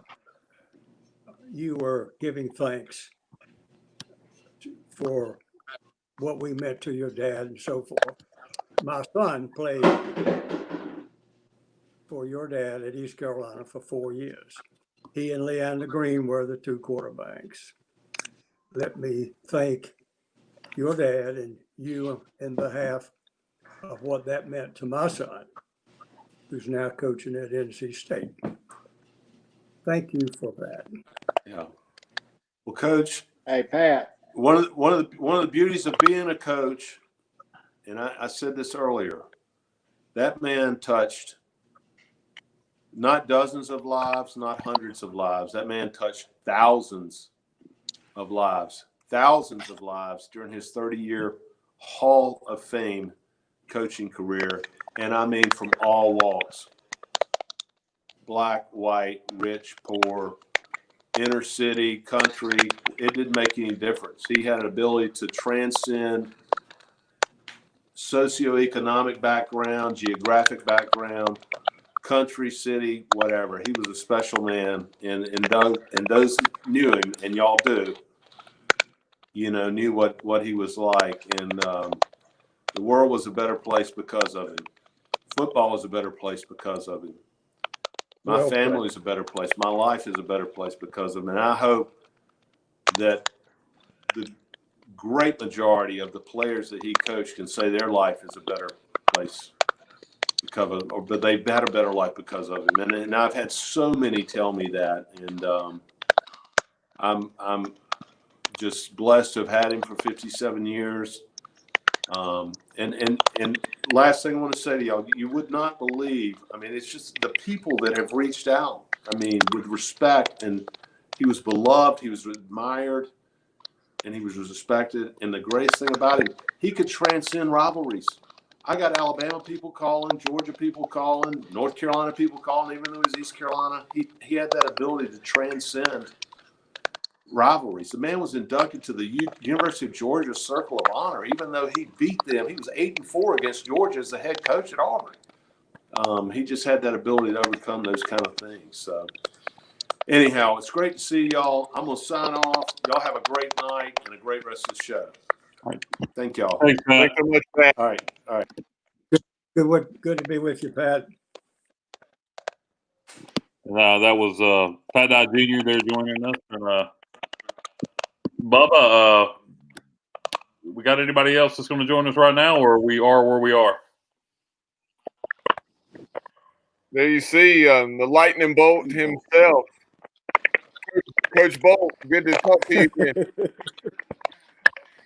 How you doing? Very good. Everybody good. That was a great interview with Pat Jr. We appreciate that. Yeah, we're doing well, and it's been a tremendous show. As you've heard, some tremendous stories, a lot of great memories from both Coach's time at East Carolina and time at Auburn. So obviously, you had a very unique situation. You played for Coach Dye at East Carolina, and then had the opportunity to coach with him for, I guess, 6 years combined at Auburn. I guess 81, 85, and then 1990. So talk about first how you were recruited to East Carolina to play for Coach Dye, and then having the opportunity to work with him. Right. I had the opportunity. Me and Coach Dye went to the same high school in Augusta, Georgia, at Richmond Academy. And when he got the job at Alabama, he was friends with my high school coach. And I was sort of like, I was like everybody else. I had like one offer, and Coach Dye asked my high school coach, "You think this old boy can play?" And he said, "Yeah." So I was like, AC. I flew up. He offered me a scholarship, and I said, "I'm in." And but it was a good run for me as far as playing. Went in there as a true freshman and ended up playing for 4 years, and I coached 2 years with him as a GA at East Carolina, and went to Wyoming with him, and then went to Auburn with him, and he was like a daddy to me, and it was it was a good run with him. And then when I came back to Auburn, of course he was when I came back to Auburn with Gene Chizik. Of course, first one I went to see was him, and he was doing really good. And then he just sort of had a shortfall after that. But a great man, a great mentor, a great coach, and a better person than he was a coach. I know I'm kind of putting you on the spot here, but are there any specific occasions that come to mind as far as maybe a particular game or maybe Right. even a practice? I got two little stories I'd like to tell. One East Carolina and one Auburn about Coach. We had just lost to Carolina, 12-10, and I can't remember the year. Shoot, but we were practicing, and we were, and I was an offensive lineman, and we were down there, and Coach Servation was there, and so he sort of come out the tower. He started walking out the tower, and I told the boys, I said, "Boys, this ain't good. This ain't good." He's starting to walk out the tower. Something's fitting to happen. So he walked over to us, went into our offensive huddle, and he had some choice words for all of us. And it wasn't pretty, but it was a good message for us. And we went on and had a great year. And but it was always good whenever he came out of the tower, nothing good was coming out of it. As far as anybody, he wasn't telling nobody good job when he came out, but you knew he loved you. And then we went when I was at Auburn. We went down to Florida State and played, and we were playing Florida State down there, and the final score ended up being 52-51, something like that. And anyway, we had thrown a pass to Freddie Waygan, who's one of our wideouts, and he had gone down to about the 1 yard line, about a 50-yard pass, and one of the officials had thrown a penalty, a clipping penalty. Well, we got that 15-yard penalty, and long story short, Coach Dye went out there and had some choice words for the officials, and we had first and goal from the 50. And I asked Larry Blakeney, who was calling the plays back then. I said, "Hey, Coach Blakeney, what's your first and goal call from the 50?" He said, "I don't know." But the thing about Coach Dye, when we tell that story out in public, he always says, "Yeah, we had first and goal for the 50, but they never gave us another penalty." So he was a piece of work. Now he was something that we all loved. And talking about a piece of work, Wayne Bolt was a piece of work on the playing field and off the playing field. He's still a legend around Greenville. Well, I love coming back to Greenville. I go back twice a year. Here in the past, I go back for spring ball, and go back and see all the former players, and I like to go back and go to a game during the season and see all the boys, and I love it. And we have a good time. We used to play golf a couple of days, but it's always good to get back and see all the former players. And of course, every one of us got a Pat Dye story, and now that he's gone, we'll have much more. And he's very revered in the player realm. We all got, like I said, we all got stories about him, and but he was well loved, and we all loved him. Absolutely. And Wayne, that goes with Frank Ogle. Are you visiting with Frank? We've had Me the and best Frank, time. matter of fact, me and Frank are having a meeting tomorrow with some of the people here in town, former players and whatnot. Wonderful. About Does having my heart good. Yeah, we're gonna have a meeting tomorrow talking about a reunion with all the former players that Coach Dye had. They're going. Coach Dye had the funeral out at his farm with just a family, and but we're gonna have a players only and coaches only get together out at his farm in July. And of course, Auburn will have a big deal, out the stadium where all the fans can come and honor him and whatnot. But we're gonna get together. Matter of fact, tomorrow, and get together a date sometime in July and put an email out to all the former players at Auburn. And I'm gonna get an email to Jimbo Walker's who played, who's been on this show and gonna be on this show. But he's gonna get an email out to all the coaches and players at East Carolina, and hopefully we'll get some of the players from East Carolina down here at Auburn, but we're gonna have a salute to him, and it's gonna be a great deal. Thanks for sharing that with us. You bet. Coach Bolt, a little off topic, but Mike Houston, current East Carolina head coach, said when he was a young man, the first college football game he ever went to in person was Tennessee Auburn at Neyland Stadium, where Pat Dye was coaching it. So just to tie it in, just curious on your thoughts of Coach Houston and the current staff. Have you had a chance to get to know him, and what do you think? Yeah, it's good. They're good people. I worked when Gene Chizik hired Gus. I was on Chizik's staff, and he hired Gus, and they're good people, and Gus has done a good job, and he's an Auburn man now, and I can remember my first big game when you talk about Neyland Stadium. We had a couple of home games at Auburn, and back then it didn't hold but 55,000. And then the third game of the year, we go up to Knoxville, and we play Tennessee in Knoxville. And I walk out, and there's 105,000 people in there, and I'm sitting there going, "Yep, this. I can handle this.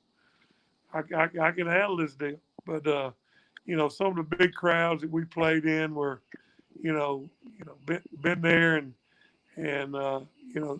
but I tell you what, there's nothing like playing at East Carolina back in the old days when it held, I don't even know what it held. Coach Vason probably 15, 20,000. And, when I was a player, and then playing for, coaching for Coach Dye at Auburn, he really turned that program around and brought the Auburn people back.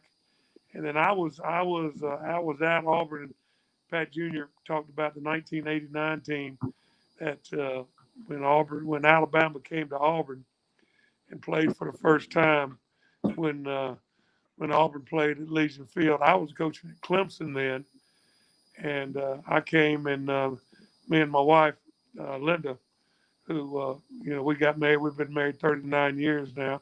Who I met at Auburn.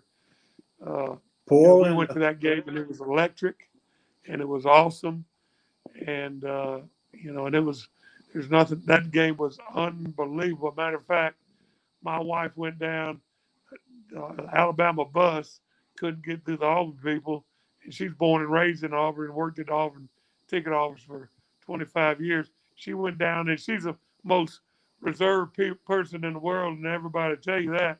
She went down and beat on the Alabama bus and came back, but that just tells you how the Auburn people are, and just like these Carolina people. And I just hope we can play this fall, and if we can, good. If we can keep all the players safe, that'll be a great run. Tell Linda hello. Absolutely. Tell Linda hello. We never got I will do it. to know her, but she's a lucky gal. No question. I'm lucky. I'm a lucky guy, Coach, being with the same group for 39 years. Wayne. More, and I'm blessed. I'm blessed. But no, we appreciated touchdown Tony Collins joining us, and of course, a tremendous Pirate career, and then also with the New England Patriots, and then I think spent a little bit of time with the Indianapolis Colts. But Tony has left the show, but then Coach Orgel, Coach Trevathan, really appreciate you guys coming on and spending so much time with us right now. I know Coach Ruff, and then also Terry Gallaher and Wayne Inman, they've been waiting patiently. So we're going to bring the three of them in right now. But Coach Trevathan and Coach Orgel, we'd love to have you back on the show down the road. Well, I really appreciate y'all having us, and go Fire. The same sentiments are the same here. Thanks so much for letting us be a part of the ceremony. And with Pat Dye, we love him to this day. Yes, sir. Thanks so much, Coach Trevathan.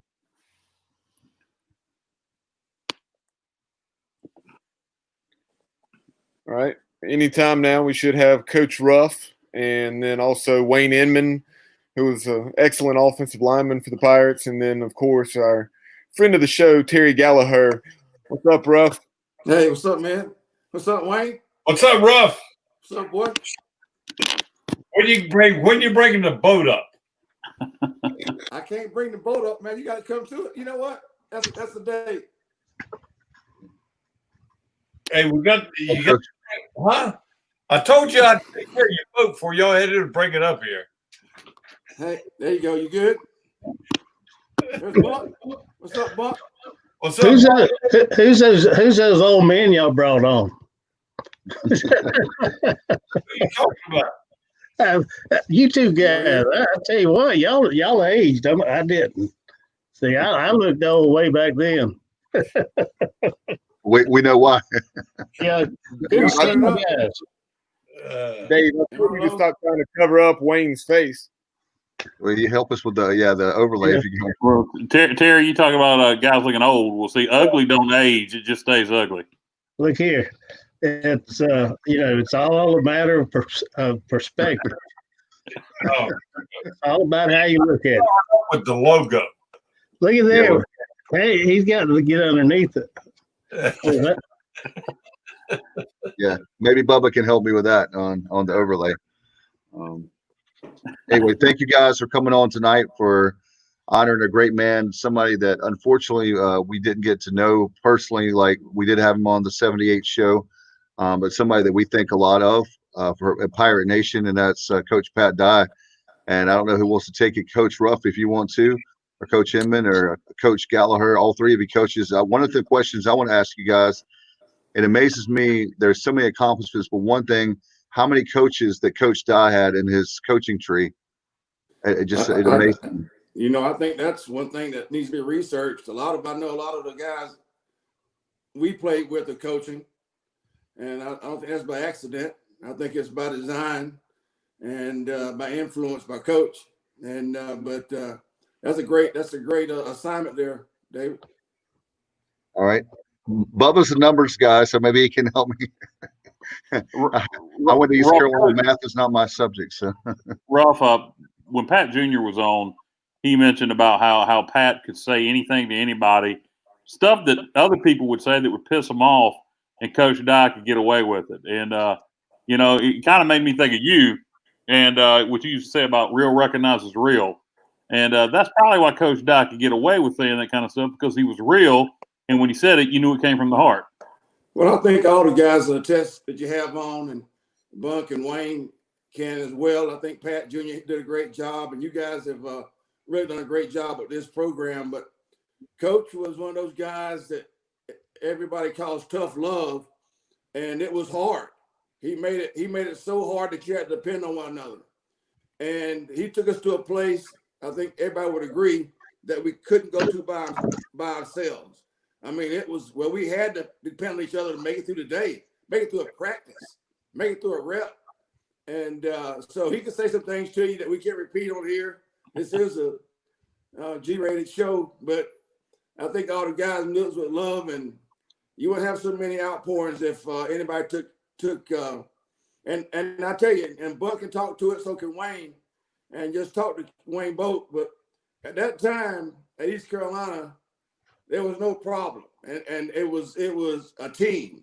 And people talk about that, but you got three guys on here that I was able to play with. Wayne was one, and AC was the other. But you talking about a team, and I thought it was Coach Dye. He brought all of us together from all different backgrounds, and so I mean, I think the guys can attest to that too. Well, the thing he did, each of us played for something greater than ourselves. I can't hear a bump. We were not playing. Can y'all hear me? We can hear you, Coach Ruff. Hold on 1 second, Terry. Coach Ruff, sometimes with this format we use, there will be an odd man out that somebody can't hear. Okay. But Terry's saying how much he loves you. I speak with my hands a lot. So. Hey, what a sign language class I took in East Carolina. Yeah, well, but Coach Dye, he made sure that in practice we there was nothing in the game that was gonna be greater than what we've been through in practice. He taught us to fight adversity. He taught us how to get through adversity. And he taught us about perseverance, integrity. These are the character traits that he instilled in all of us. And one of the biggest things he always talked about was class, having class, doing things with class. And class is something, just because you got money, just because you're white, just because you're whatever, class transcends all of that. And when you have class, you have something that most people aren't aware of. And there was a thing I got that I shared with him one time, and it's the definition of class. And I would read it to you, but it's kind of long and all. But it basically says that if you've got class, you can go among anybody, and you can do whatever is necessary, because you know that what you're doing is from the heart. And that's what it comes down to. We played for each other. It's been, I hate to say it, it's been kind of tough. I named my son Patrick, and his middle name is Henry. And that's for Coach Dye and Coach Gervais. And I would have put Frank in there, but my wife wouldn't let me.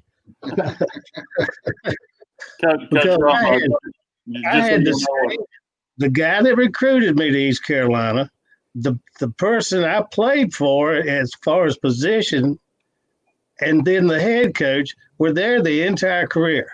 My whole time at East Carolina was Pat Dye, and it was Henry Trevathan, it was Frank Orgel, and it was guys like Ruffin, and then later on we get kids like Wayne Inman, and some of these young guys, Vern Davenport, but like Tony Collins.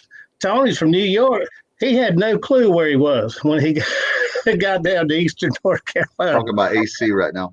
Right. Okay. Tony, AC was just absolutely, but we all fit together. We were all square pegs, but yet we could fill up a round hole. And it was because the way he could push each one of ours button. He knew how to motivate each individual. It wasn't a matter of it's kind of funny, and it's kind of what I've had to learn about life here recently is that you got to be selfish in order to be part of a team, because you got to be willing to focus within what you're doing and not worry about the rest of them, because what you're doing is you're working so hard that you don't want to let anybody else down, so that you've transcended what you could have done without what was going on around you. So, today, I hadn't seen some of these guys in years, but it's just like talking to them yesterday, because we went through something that most people didn't go through, and that was Bear Bryant Jr. And when he got there, and my first, I was the first weekend of recruits for Coach Dye. And I know that, there's so many. Wayne Bolt was my roommate that weekend. And I didn't see Wayne until late that night. I was already asleep in the hotel room. And all of a sudden, here comes the door opening. And I'm a 17, 18-year-old kid from Warner Robins, Georgia, ain't never been out of the county. And all of a sudden, I'm laying here in a hotel room, and this guy opens the door, and it's Wayne Bolt. And I don't have a clue who he is, but he walks in, he strips down. He looks at me, he says, "I'm hostile, agile, and mobile." And he dives into the bed and starts snoring. Hey, Coach Ruff. Right now, Terry's telling a story about him and Wayne Bolt being buck naked together. I don't know. Yeah, I think that again goes to the rating of this show. I think that's Hey, Coach Ruff, I have a question for you, Coach, and both of you, Coach Inman and Coach McNeill. Did Terry talk as much as he does now on our podcast? Every time we have him on, we can go take a nap and come back, and he's still talking. Well, I mean, he was very fast, and he was moved his feet very fast, and I think that's probably attributes to him having a lot of conversation endurance. But Wayne, why don't you answer that one too, Wayne? Well, first of all, Ruff, how's your dad doing? Oh man, he is hanging in there, Wayne. Thanks for asking, man. Man. You beat me to what I was going to ask you, Coach. Wayne and I, you know how close we were. Wayne had a car that probably we couldn't even. It wasn't a half a car. We just take back and forth from Greenville. Wayne would drop me off from Lumberton. My mom would feed us, or Wayne's mom would feed us, and I think we made that trip a million times from Greenville down to Fayetteville to Lumberton, Hope Mills to Lumberton. We stopped by and get us a couple hot dogs, and there's no doubt we did. And my dad always thought a lot of Coach Dye.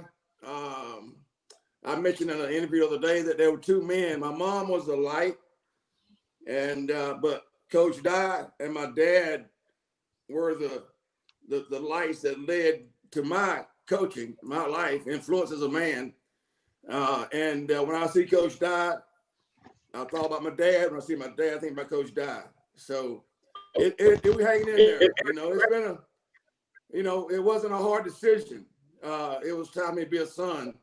And a lot of you guys know that, and Wayne and Buck know how the family ethos, the family belief that Coach Dye installed as a team, I was very fortunate to have installed in my home. And when Coach Dye came into my home, and like he did a lot of us, he found Wayne, he found Buck, he found myself. And after he came in there, he had my mom, it was over. And then I go, what's up? But thanks about my dad, Wayne. That means a lot. You know that. Coach Ruff, if you will, speaking of your dad, I remember a story. Tell the story about what your dad told you when SMU decided they were going to fly you down to Dallas for a recruiting visit. Well, just like Wayne and I both, and I know Buck may be, but Buck was fast and came from a football state, but I was not highly recruited at the beginning. They were watching, and Wayne knows Mr. Strickland from Sanford Central, and who played at Carolina, and they were watching him on film. I had no offers. We had North Carolina Central offered me. And He was watching. They were watching Mr. Strickland. I noticed years later, and we were losing. They were beating the tar off us. They just beating us left and right. And I ran him down from behind. And Coach Dye said, "Who is that guy?" And it started there. But once Coach Dye came in the home, and my mom, and I think somebody else mentioned, she had hands of prayer in the house. She was cooking collard greens, cooking dinner for Coach. Coach left us and went in the kitchen with my mom, helped her fish and collard greens and cooking. And I committed to them that night. Well, once I committed, it blew up. I mean, from everywhere. And we were at school one day in Lumberton, and Mike Brunt, who played with us at East Carolina, played with both Buck and Wayne and myself. They flew a private plane, me, country as an egg, to pick us up. And I said, they came to the school. I go, "Hey, Mom and Dad, hey, I'm going to Dallas this weekend to visit SMU." My mom got real quiet. My dad said, "You're not going anywhere." I said, "But Dad, they flew a private plane to Lumberton to pick me up." He says, "I don't care what they flew." And I can't say the words right now because it is a program. So you can go tell them to take that plane and put it somewhere. I said, "Yeah." I said, "But Dad," he said, "I don't care." He said, "You gave your word to Coach Dye." And I use it right now today. He said, "You gave your word to Coach Dye. And if your word and what you're known for are two things that you'll never relinquish. So you go and play for Coach Dye, East Carolina. Your mama loved him. That's it." And I've used that moment from that. I was 17 that time. Wayne and I played an All-Star game that summer. Well, that next year, that summer, in East-West game, I've used that same line, same feeling, and everything I've done since then to now. Of you gave your word, and you're not known, and it was through that relationship with Coach Dye. What did he say to you, Coach McNeill? What did he say to you, and maybe Coach Emmon as well? What did he say to you that really sold you on East Carolina? He offered me a scholarship. Let me tell you something. I posted something, after Coach Dye passed away. But my situation, Ruff and I played an All-Star game together in Greensboro, and hell, I was going to Catawba on a partial scholarship, and there was a young man that couldn't get into East Carolina academically, and they were going to send him to prep school, and so Coach Dye had an extra scholarship. And he walks down on the field after the game. He introduced himself to my mom and daddy, and then he offered me a scholarship to East Carolina. Wow! And that's where the journey began.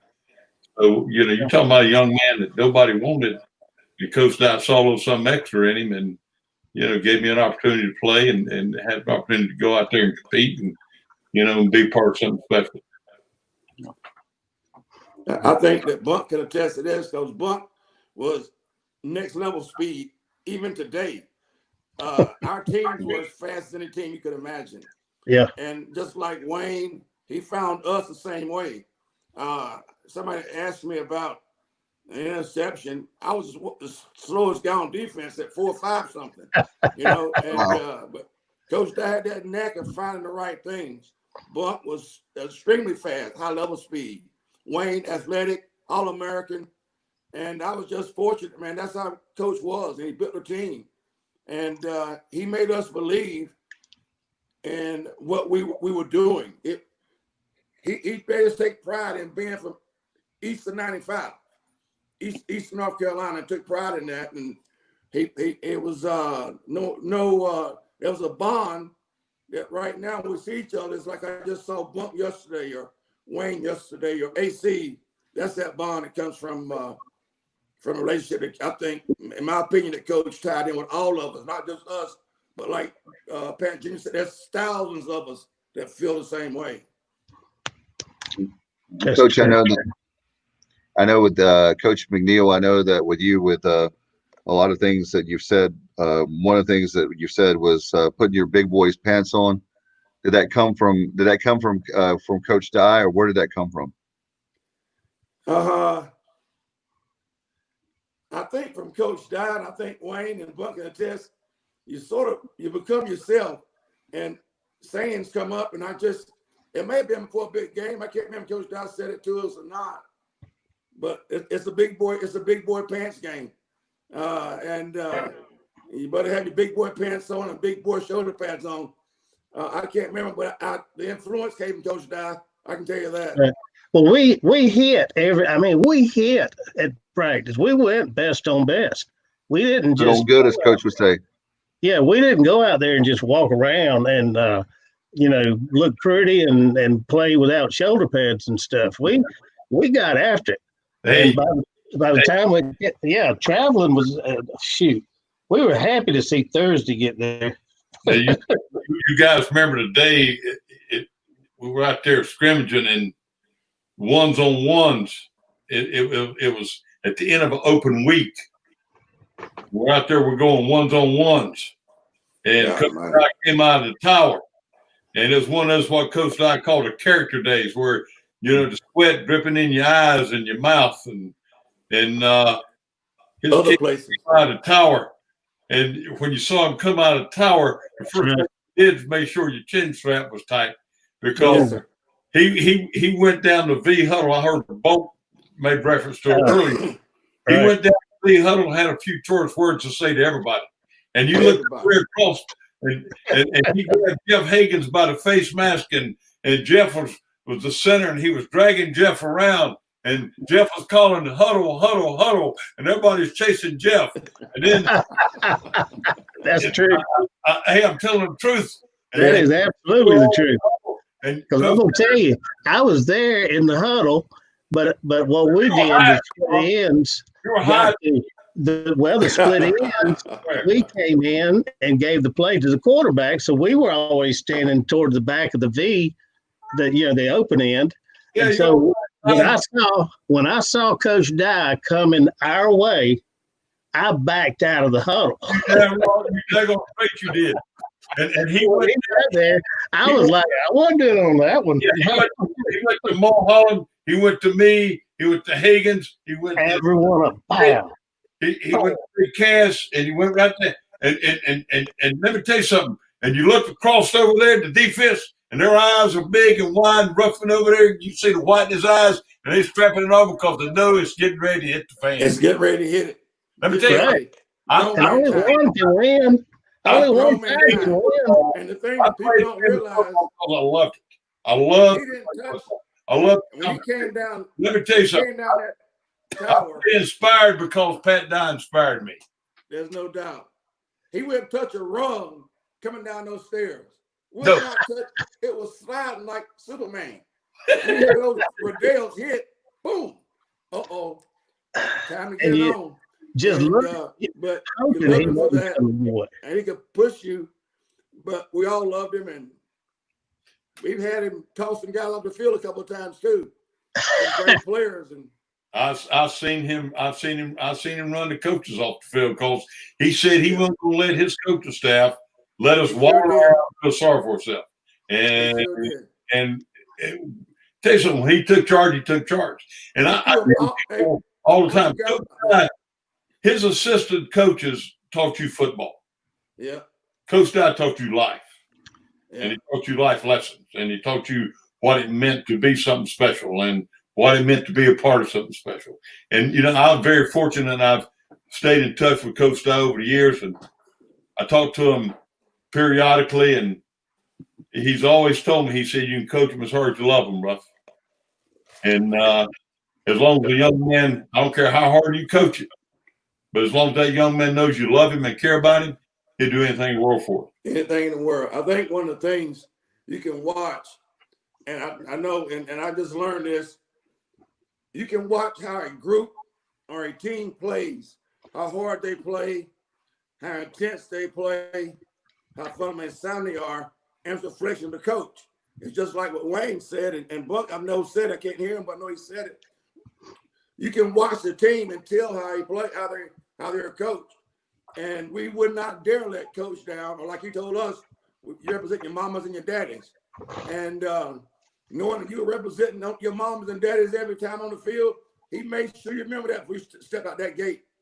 And that day, he threw every coach off the field too. Every single coach, get out. He threw them out. He threw them off the field. So just us and Coach Dye. Yeah. Want some? Got some. Want some? Get some. Yes, Hey, how about the time? Get after your ass. Top stuff. Woo. How about yes, sir. we That's where played Gallaher NC came from. GATA. right.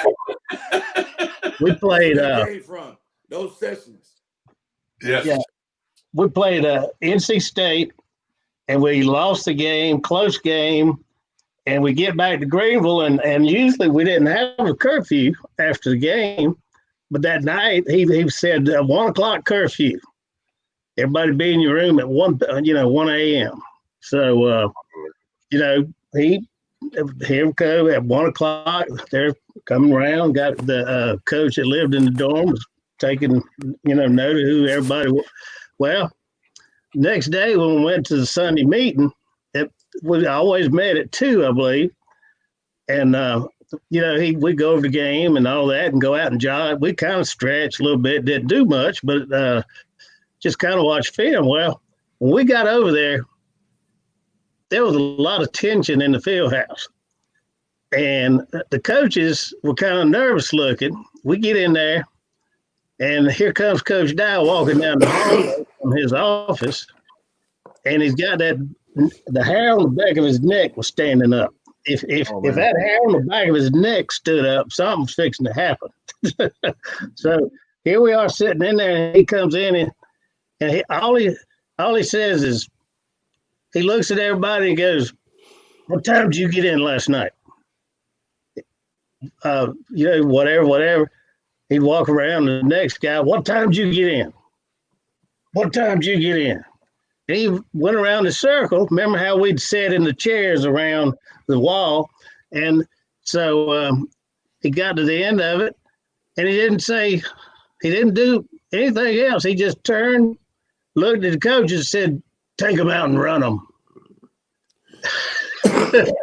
And we wound up running. We ran, oh my God, we ran 100-yard sprints.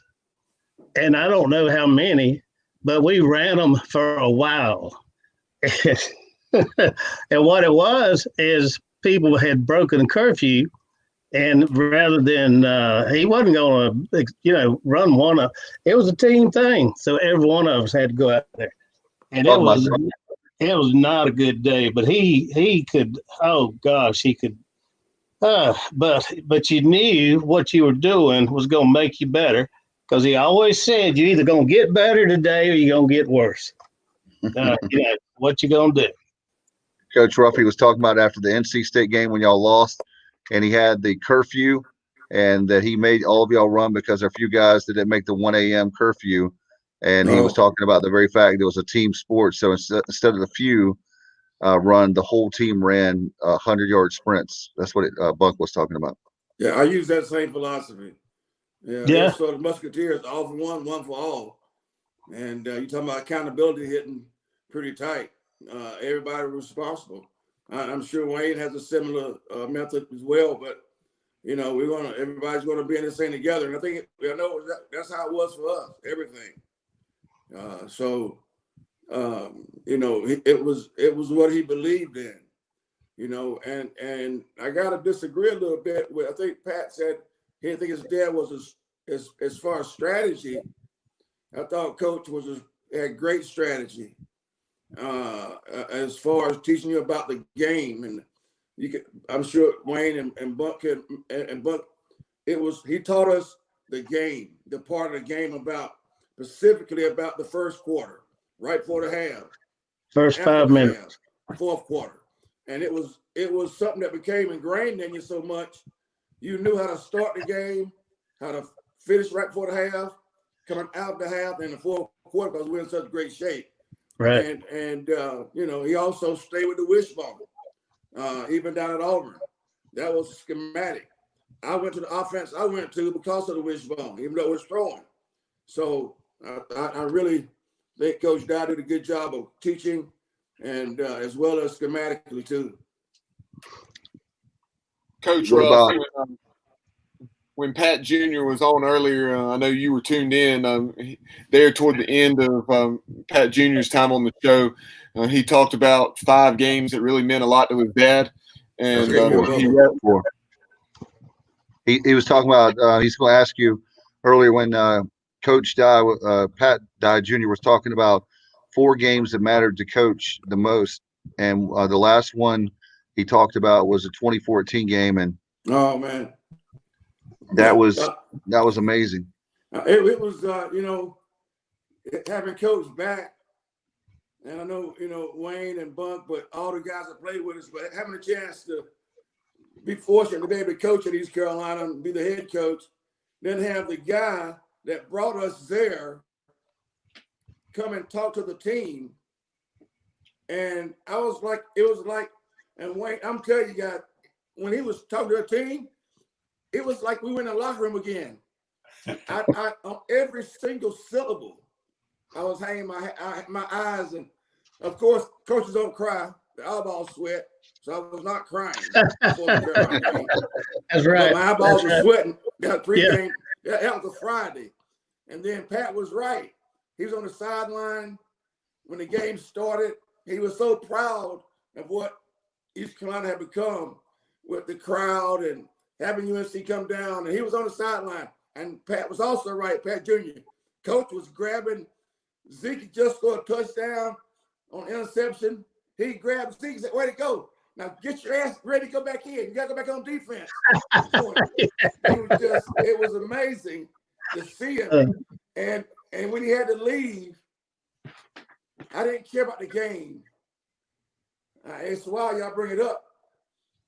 I turned my back to the game because Pat and all 3 Pats, Patrick Fane Dyes, all 3 of them were there, and I just wanted to hug him. And I told him I loved him. I know just like all of us did, and I turned my back on the game because it was just so happy to see him there on the sideline, and he was proud of the university. And oh man, I thank you, man. And man, it was. Old boy from Lumberton that done well, made him proud. Oh yeah, man. You won Coach. You won a few games at East Carolina. Oh yes, yeah. We won a couple. Wow. It was all started from playing. I think Coach McNeill, the one thing that I will always be proud of you is the very fact I tell everybody that the fact that you were from Lumberton, the fact that you went to East Carolina, you coached East Carolina, not many people can say that.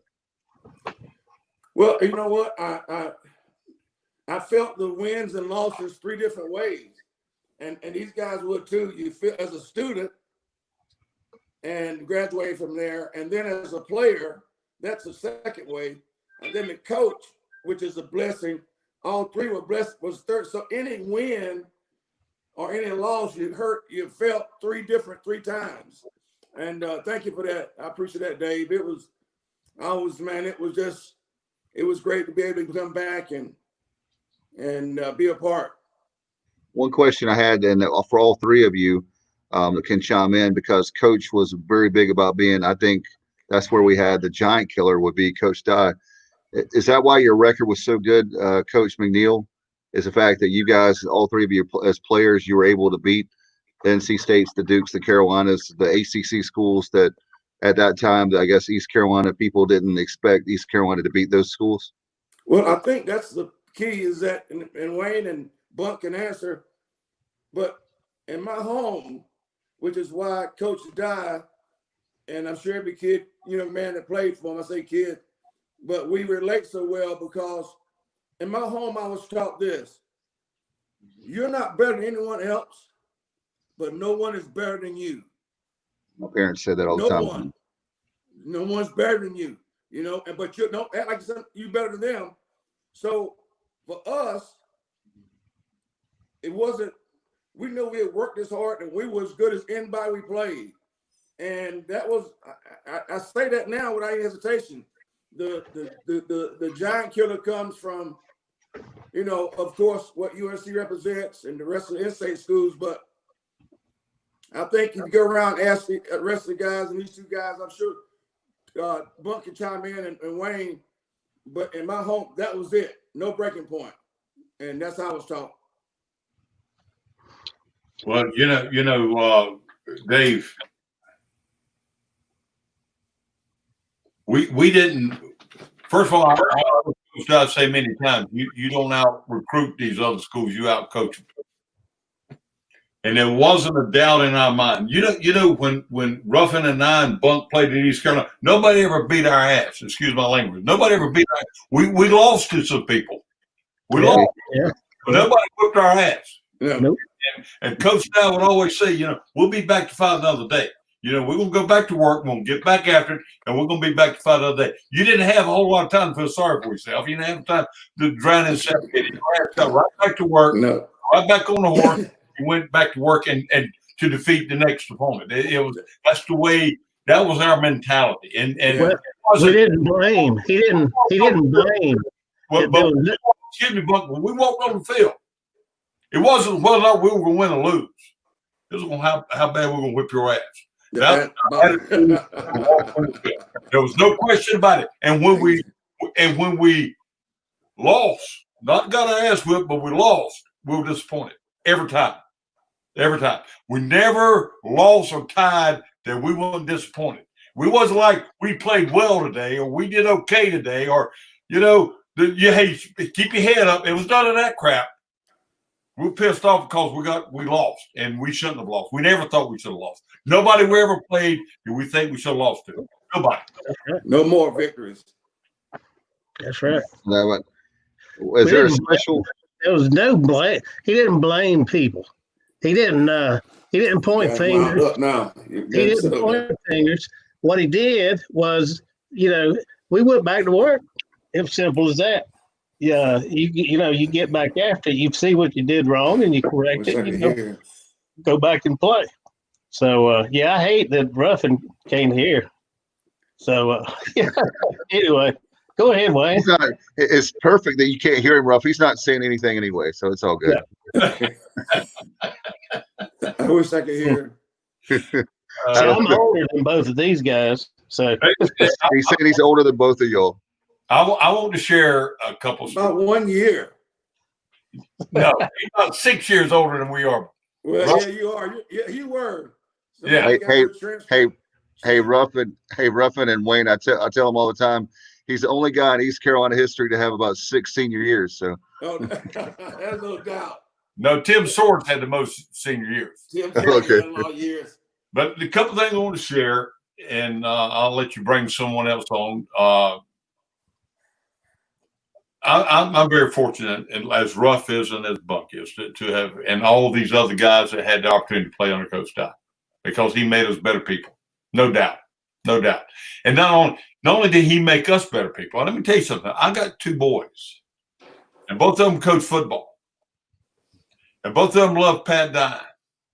And when Coach Dye passed the other day, Pat Jr. a couple years ago sent me the Auburn tapes of his tenure at Auburn, and it's just inspiring stuff. And so he sent me 2 tapes that I gave him to my 2 sons for Christmas. Coach Dye died on Monday. My son calls me on Monday and says, "Dad, you okay?" I said, "Yeah, I'm okay." And then he sits at home that night and he put on those tapes, those Auburn tapes of Coach Dye. And I'm going to tell you something. He has inspired not only me, but he inspired my 2 boys to be better men, be better football coaches, to reach out and touch somebody's life to make a difference. And I will always, I will never, it's like, I'll never get back to Coach Dye what Coach Dye gave to me. I'll never be able to. The only thing I can do is pay forward. The only thing I can do is try to help someone else and try to help another young man to become a better person and a better player. And I'm sure Bunk feel very similar. No doubt. Mm-hmm. I feel the same exact way. Coach was what's he at now? This is an honorary. Go ahead, Wayne. What's it? And the other thing I was going to share with you, I had a conversation with Coach Dye a little over a year ago, and I sat on my couch and I called him up, and he and I talked for 45 minutes. I didn't want to take up a whole lot of his time, but he just wanted to talk football. And you brought up about Eddie Hicks, and he said, I swear to you, this is a true story. He says, Coach, and this, I will say it like he says. He said, what the hell Eddie think called my ass Pat? He said, "Were you there?" I said, yes, sir. I was there. And I said, the whole room got quiet when he did it. He said, yes, sir. Damn boys lost his damn raises. And I said, yeah, he said that. That's what he said. But in our conversation, we've had a couple of storms down here at the coast, and I've lost a couple of trees. But anyway, he sent me to I've got 2 of his Japanese maples planted in there. Man. Wow. He sent them to me. Wow. And I've got my 2 Pat Dye maples in my yard. And let me tell you something, nobody better mess with my maples. I can tell you that's that. awesome. Yeah. I was trying to show us something right here. What you got, bro? Well, this is when our son was born. Of course, I named him Patrick.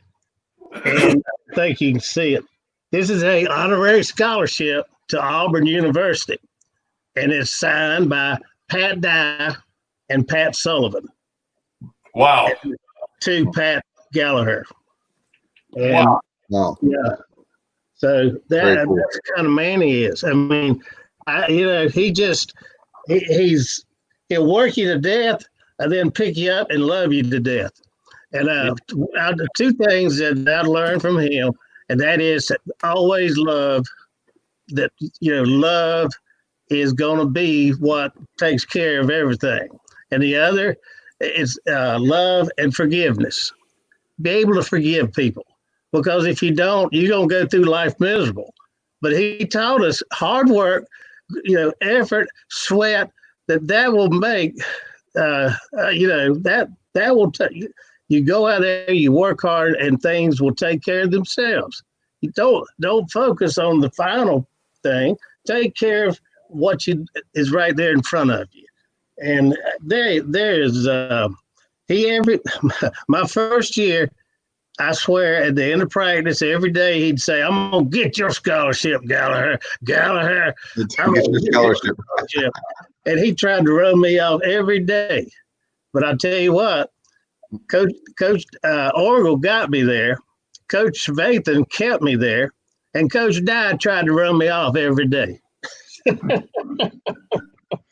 talking about how Coach Dye tried to run him off every day for the football program. He did some guys like that. He said, I'm going to bring in Billy Ray Washington. See if you were there. He said, Billy Ray Washington going to take your job. I was like 7-string strong safety, and I had all the old equipment, nothing new. And I had brand new gear. Yes. I had a lineman's helmet. I had old socks, bug eater socks. I had shoes, and I never got a rep, not one rep. And I got dog cussed to the nth degree. And I called home after 3 days and told my dad, I'm getting ready to quit, Dad. I get no reps. I'm getting my butt chewed every single day for not making just because. And his answer was, where you gonna live? I go, what do you mean? He said, if you quit, you're not living here. That's right. So that's 2. I mean, he let me get it all out. He said, if you quit, you're not living here. So you can quit, but you're not coming home. So well, I had a choice. Yeah. My choice was stay or stay. So the rest was, as I got my shot, and Bobby Wallace came in and gave everybody a great opportunity at my position, and just fortunate. But Coach Dye, he tested everyone to make sure you really want to be out there. So. Hey, by the way, one thing that Bunk always tells us when he visits us on the show is about how you guys had 4 days with Coach Dye. Oh God. And we all drink out of the same ladle. I don't remember having water bottles. There were no water bottles. We just drinking water like one cup. One cup of that little Pepsi cup. One of them little Pepsi. And it was so hard. And everybody, I know Auburn, it was but this is his first head job. Right. We were the guinea pigs. Second year, we came in second year.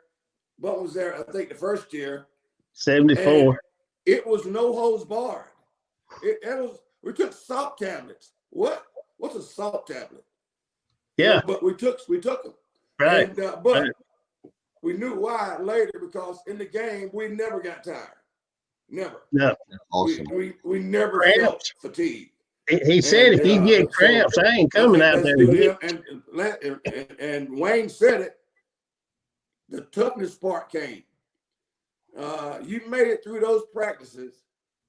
Games were extremely easy, and so, yeah, it was 4 days. He was telling me about how Terry was telling me how there was a time with spring football. I told that earlier in the show, where he'd look up in the sky. He said, guys, it's raining today. This practice don't count. Y'all had like about 6 weeks for spring football. Oh, Dave, let me tell you, you would have a calendar and you would mark days off. Yeah. We had 30 days to get 20 days in. Yeah. And you would, and let me tell you something, it ain't like you had a couple of days in shorts and a couple. No. When you started. And you had a calendar and you marked these days off and you kept up with it because you had 30 days, get 20 days in. Well, right. we were out there practice about an hour and a half or so, and the storm would come up. And that practice ain't count. They're going to take it to the house. This day ain't going to count. And you go, what? Yeah, it didn't count.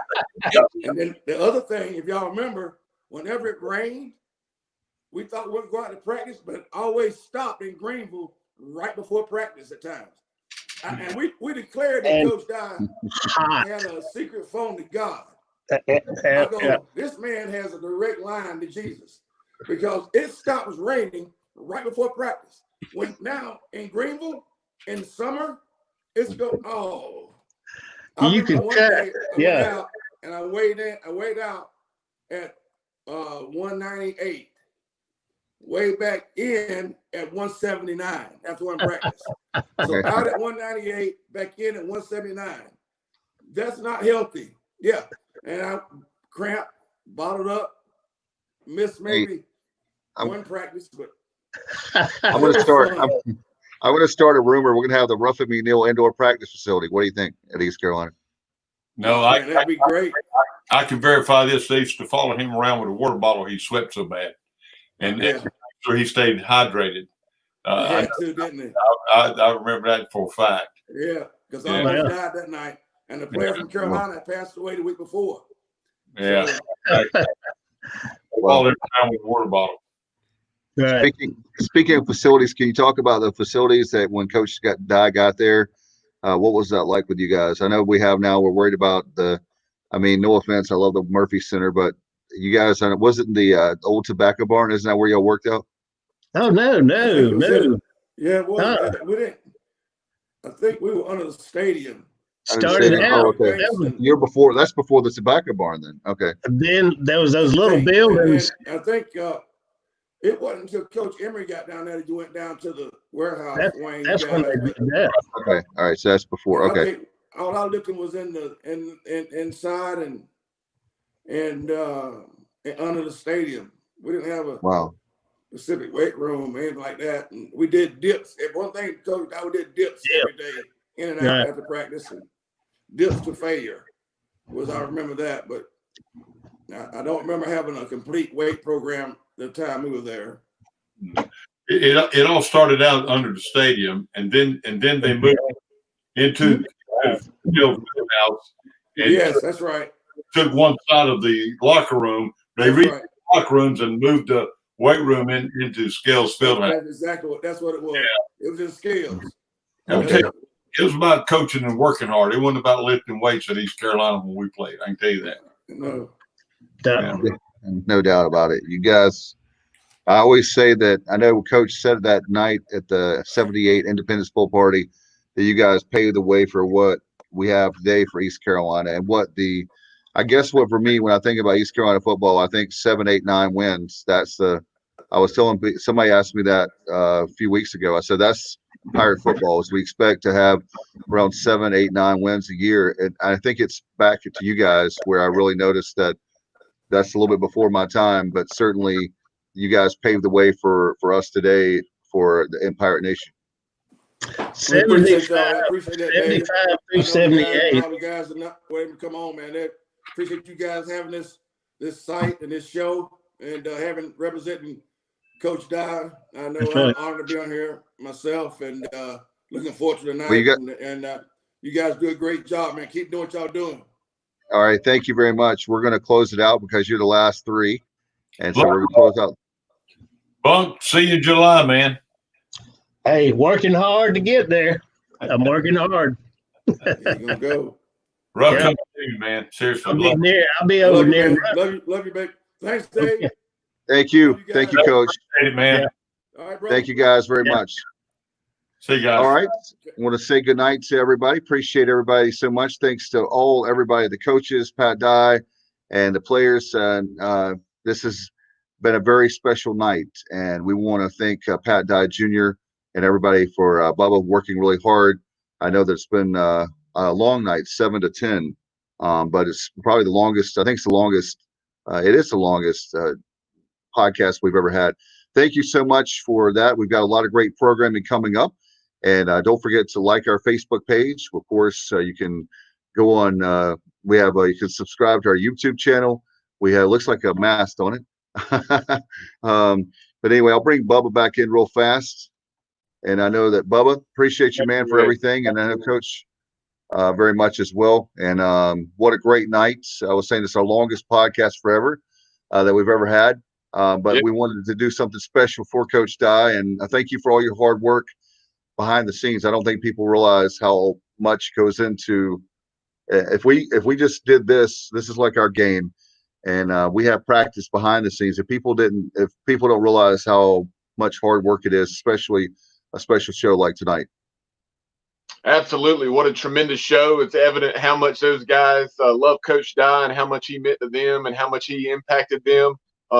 And that's when you get into coaching like I am, or like those guys are or have been, like Coach Inman, Coach Ruff right now, even though Coach Ruff is taking a little bit of a break to take care of his dad, which you certainly admire.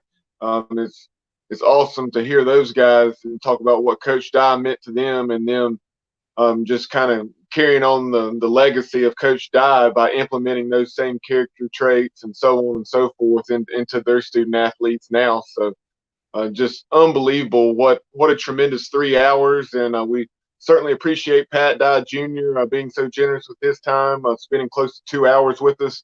And we'd love to have Pat back on the show down the road to hear some more stories about his father. And to everyone who joined in, Coach Frank Orville, Coach Henry Trevathan Sr., obviously, as you just saw, Wayne Inman, Ruffin McNeill, Tony Collins, Terry Gallaher, hate that we didn't Coach Bolt. Hate that we did not get Jimbo Walker on. We'll have you on soon, Jimbo. I know you were tuned in for at least part of it. And then also really appreciative of Rodney Gardner, the defensive line coach at Auburn and former Coach Dye player with the Tigers, of spending about 45 or 50 minutes with us, because he was really we anticipated him spending probably 15 or 20 minutes with us, but he was extremely generous and really stayed as long as he could prior to that team meeting at 7 o'clock Central Time. No doubt. It's been a special night. Normally we wouldn't have a podcast this long, but that just tells you how much we love Pat Dye in Greenville and obviously in Pirate Nation. But how about Auburn? There's so many great people in Auburn that think the world of him, and certainly with Tiger Nation, I'm sure. So appreciate you again, Bubba. Thanks to Kyle as well. And we're going to have some great shows coming up, but this one's really hard to beat, man. Yeah, we will certainly have more excellent content headed our viewer and listeners' way. That Brett Boone interview that didn't pan out so well last night, we're going to catch up with him on Friday, so we'll have that headed your way. If you're an Atlanta Braves fan or just a baseball fan in general, the 1991 Braves team that went from worst to first and defeated the Pittsburgh Pirates in the National League Championship Series. Francisco Cabrera got that hit, the single to left field to score Sid Bream. Rumbling, bumbling, stumbling around third base, kind of like Kyle Roller in that 2009 regional. in Greenville. But I'm going to really enjoy catching up with Francisco Cabrera sometime soon, and then certainly a lot of others headed our viewers and listeners' way. But one thing I did want to chime in with, I noticed earlier, there was a lot of talk as far as just the program and its status there in the mid to late 70s.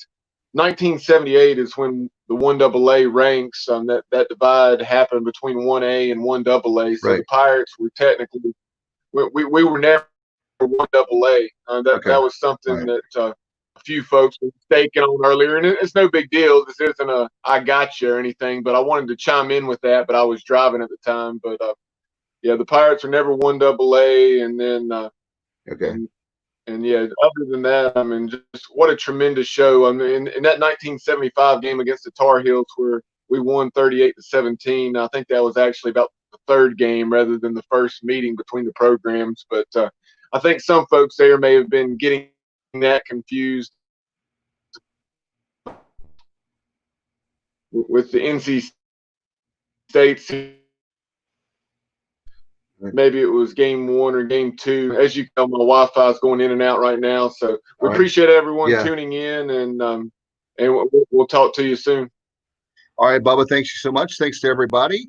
And as always, we appreciate you watching and listening to the Sports Objective Podcast. Good night, everybody, and go Pirates.